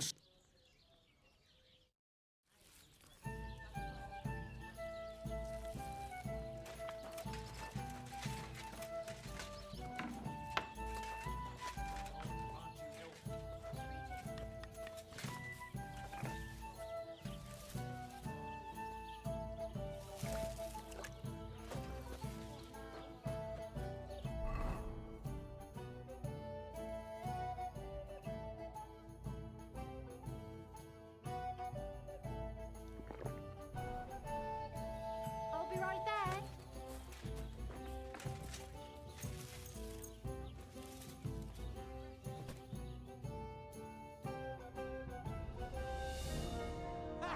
Now I've got you. Como assim, I've cara? got you. You can't say you weren't warned. You can't just loiter around on other people's property. You'll pay up and show me whether you stole anything. Otherwise, we'll deal with your unruliness in the pillory. Roubei nada não, filho. Olha essa, cara.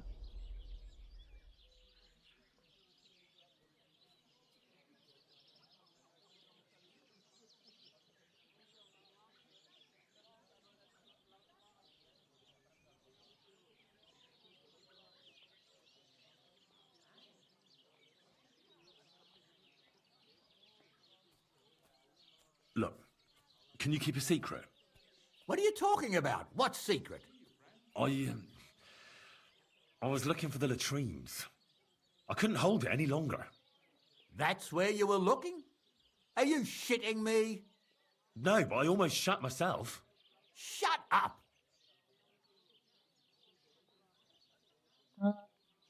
Caralho, que mentira, velho. Que crime que eu cometi, velho.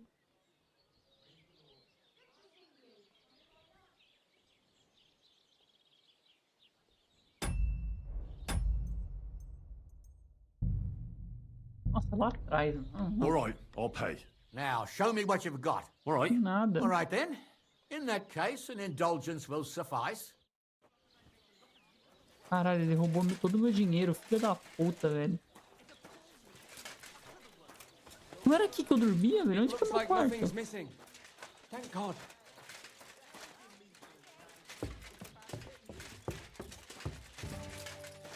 Onde é meu quarto? Ah, era aqui, velho. Que raiva.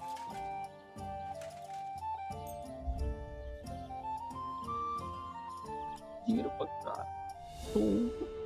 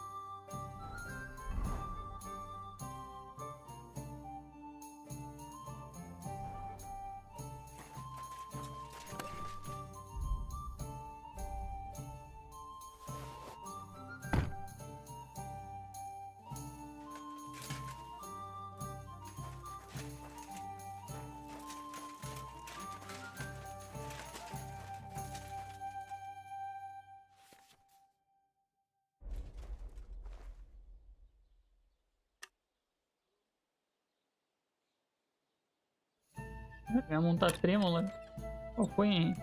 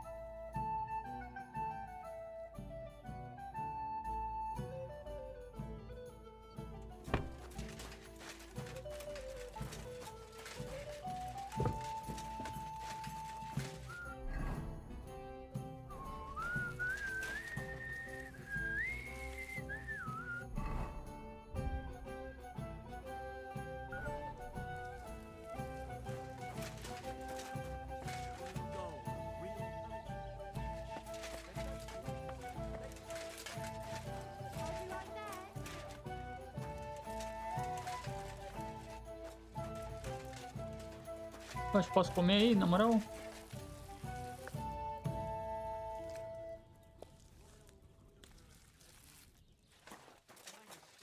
Innkeeper, that beer? And oh, the lovely wenches there. How I'd love to stroke their titties. What are you two talking about then? A peasant like you would never understand. Watch your mouth, you impudent dog. Or what? You'll smear it with that excrement under your fingernails? But let's bicker no more, stranger. Perhaps you can be our judge. What's your name? My name is Henry. Then sit, noble Enrico, and give your verdict on our dispute. Aye, don't be shy. Come and sit with us. It's Henry. H-E-N... whatever. Ah, any tanner or bathhouse boy could be called Henry. Enrico is nobilissimo. Oh, for the love of God. Will you just tell me what you were discussing? It's just that my dear friend George here is a vulgar louse who knows as much about the art of poetry as a baying donkey. To tell the truth, my last encounter with verse didn't end all that well. Really? Come on, let's discuss it over a beer. Man to man, poet to poet. Well, I wouldn't exactly say I was... Sit. So, are you going to tell me what you're talking about? It's about nothing less than the very essence of the art of poetry. And also about the fact that Michael here hasn't got his oats for ages and it's got his brain in a twist. Kindly ignore our friend George here. He's been a simple soul ever since he was dropped on his head as a baby. Freedom. I figured out poetry ain't to be found in inspiration from the muse. All the truth in the world is right there in ale, roast pig, and fucking.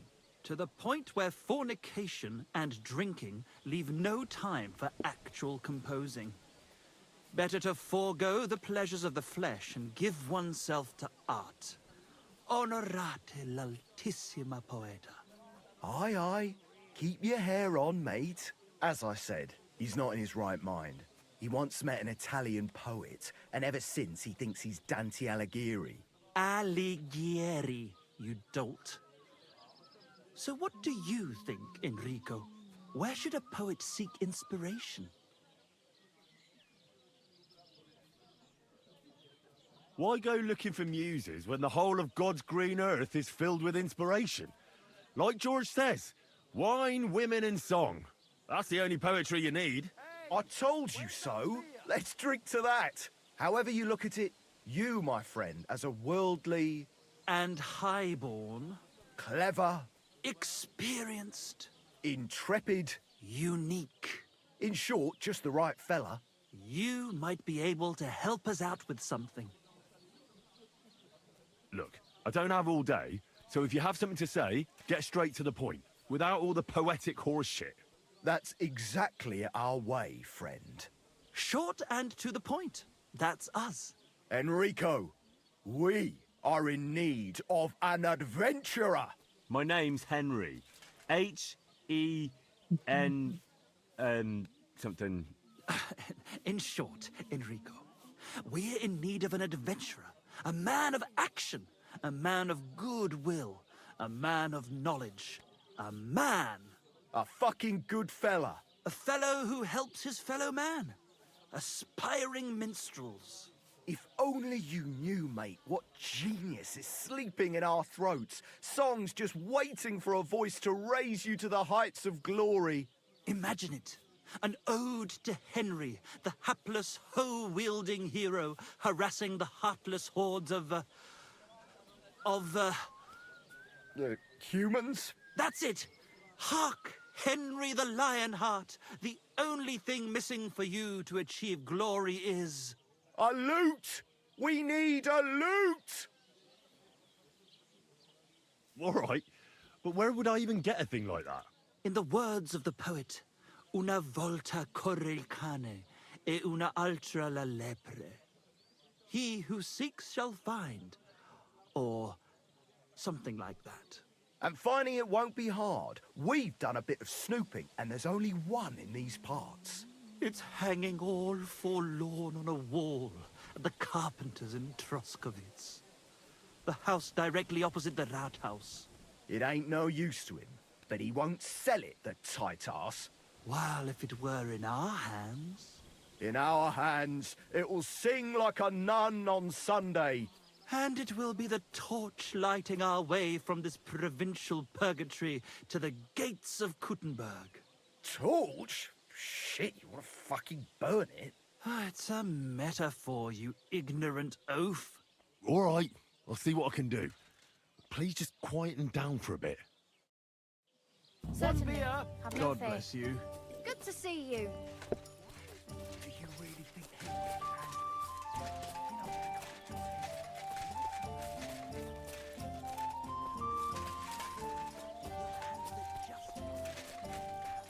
Are you going to do laundry today? Obrigado, hein?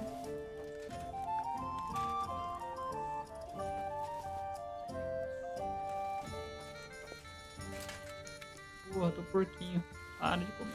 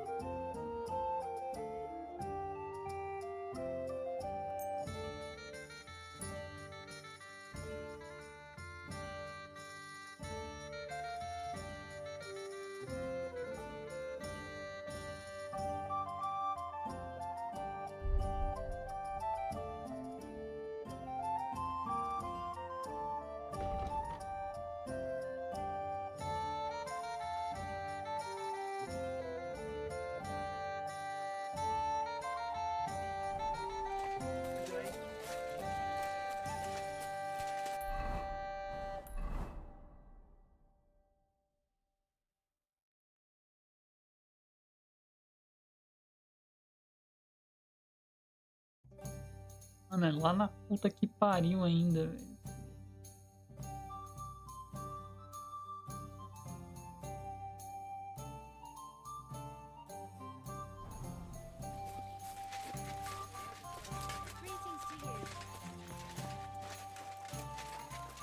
My God, what now?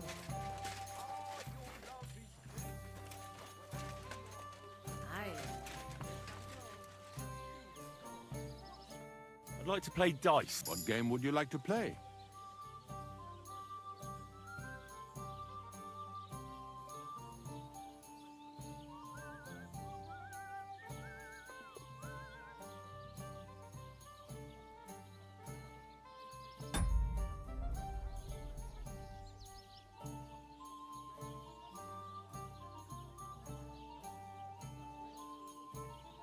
Wagoners. And do you have enough money for it? I reckon I don't. Let's play beggars. Let's play. Oh, Fortuna! May the best player win.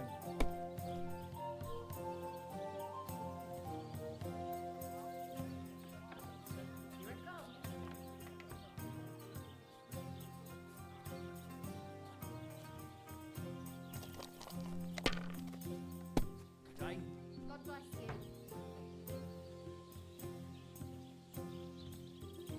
Have you lost your mind? You're going to lose everything.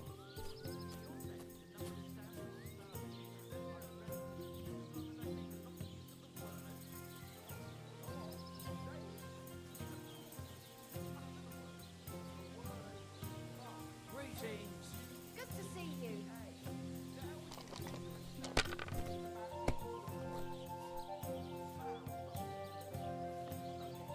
Here.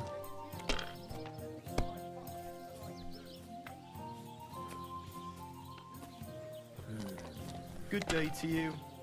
Good day.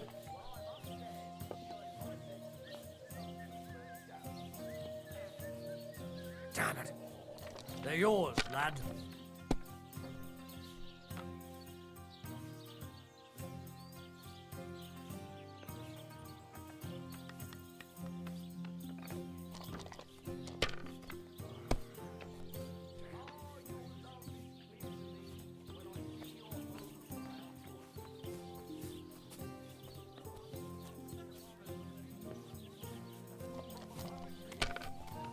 And what can I get for you? That's enough. Your Meu turn. Deus, cara. What a throw. That's quite an art. Tô pobre. Da hora. The luck is on my side, it seems.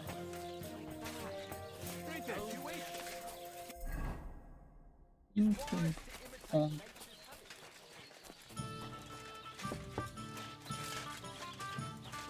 Item.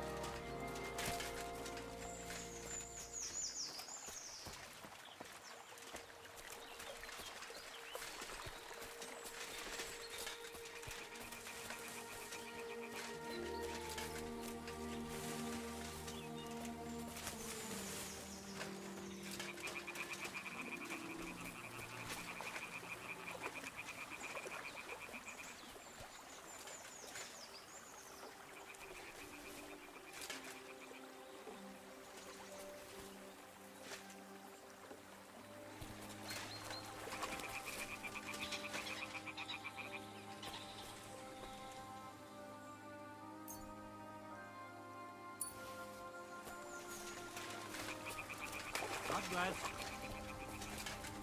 Welcome, my good man. Carl von... I'm Henry. No. You've got a German... Honest looking, eh? Yes. And... You envy me, eh? Of course, sir. Well, don't even... And now you're here. You're selling something? Of course.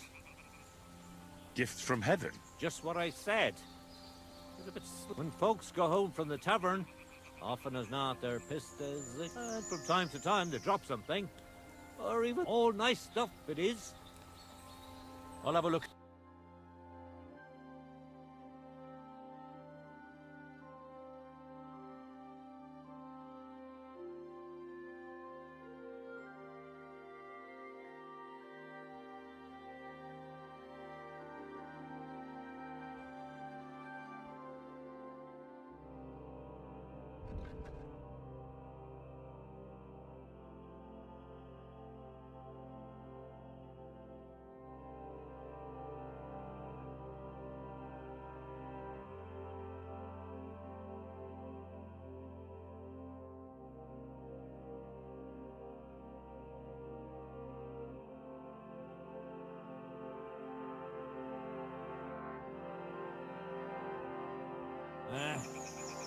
Maybe.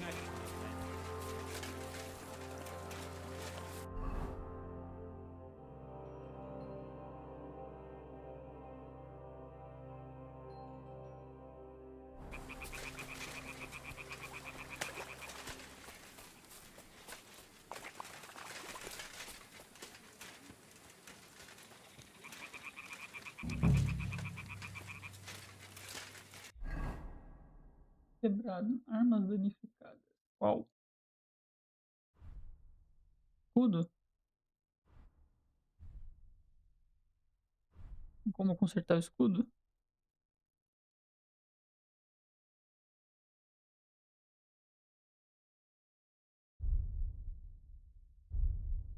E não.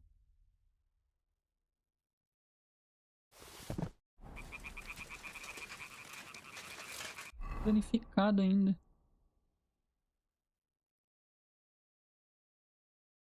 Uma besta, né?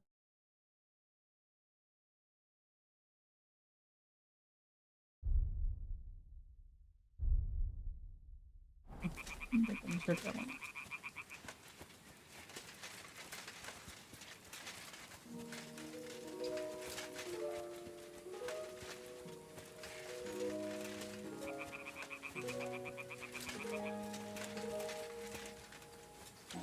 Bela dona. Cadê essa flor de merda?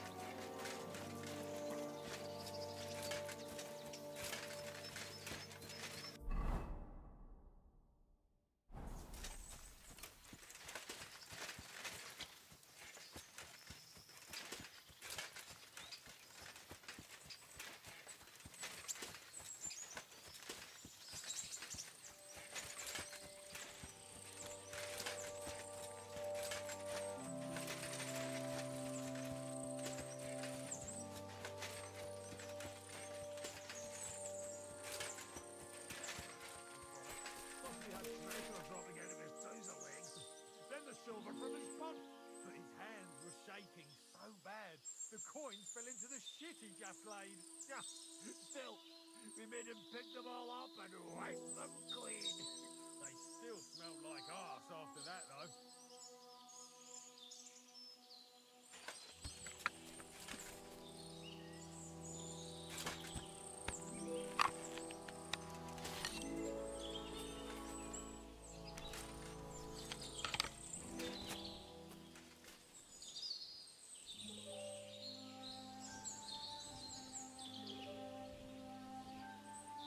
Mas a gente tem Parkinson, velho. Eles são bandidos, né?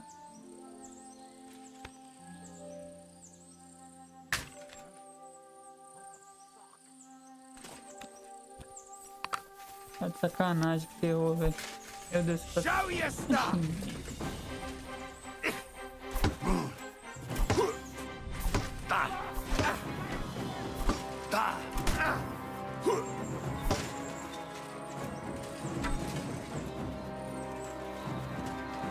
You want take that fucking hand, damn it!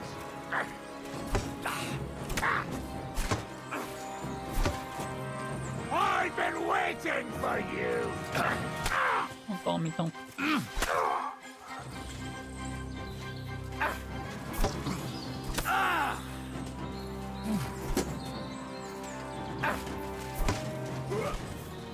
Meu Deus, hein? Jesus! I'm hit!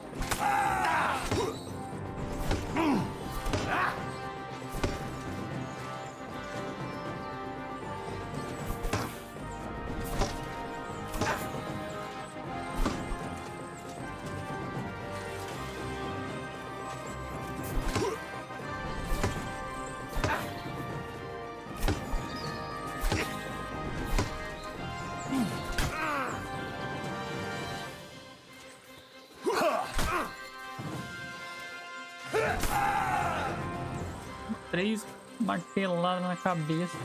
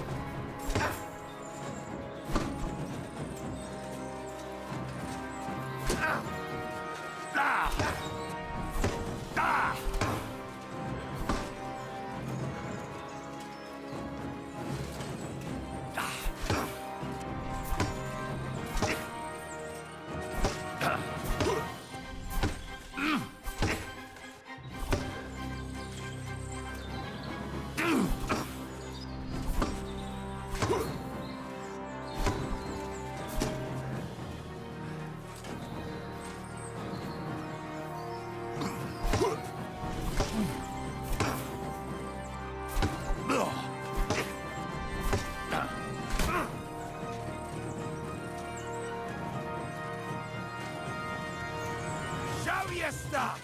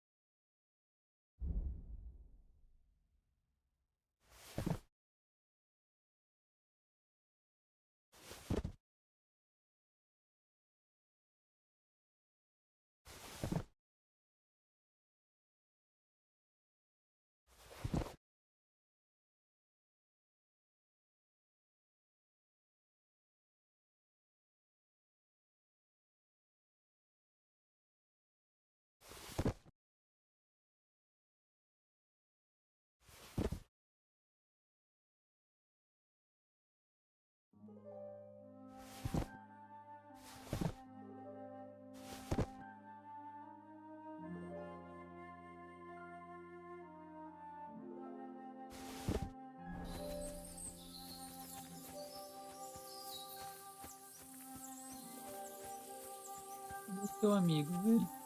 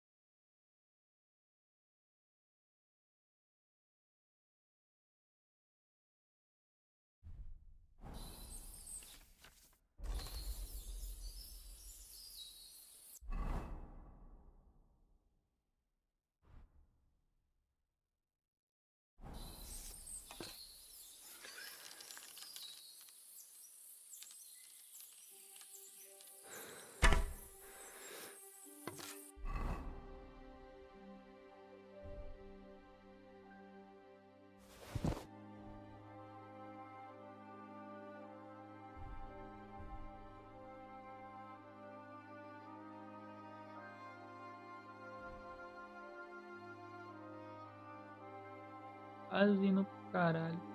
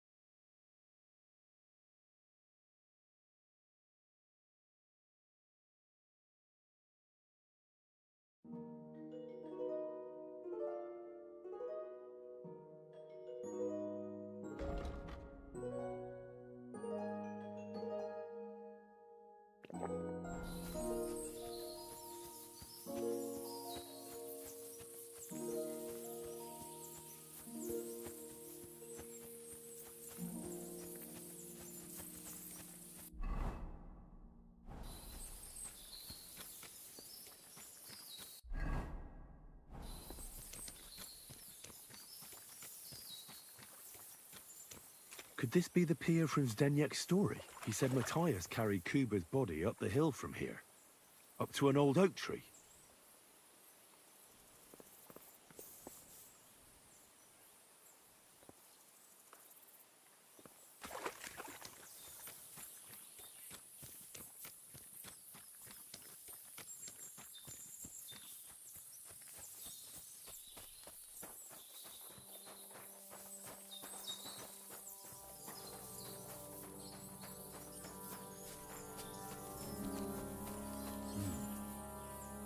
Well, there really is an old oak tree here.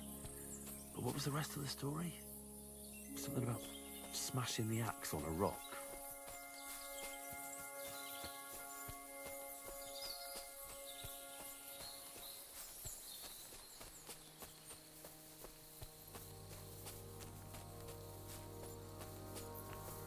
This could be the rock from the story. I'm on the right path.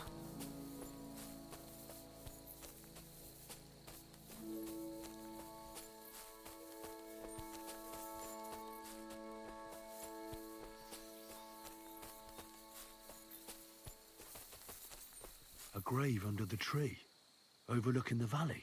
This must be where Kuba, Matthias's brother, is buried, together with the silver axe. I'll need a spade for this. Anjir, bosmu apa?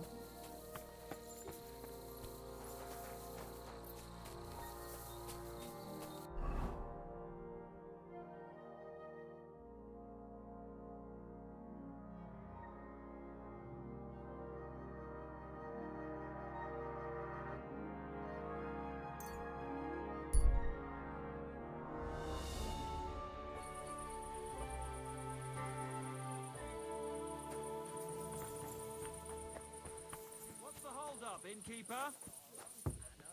One beer. I can't keep up with all those girls of yours. We're closing. Blessings to No you. more beer.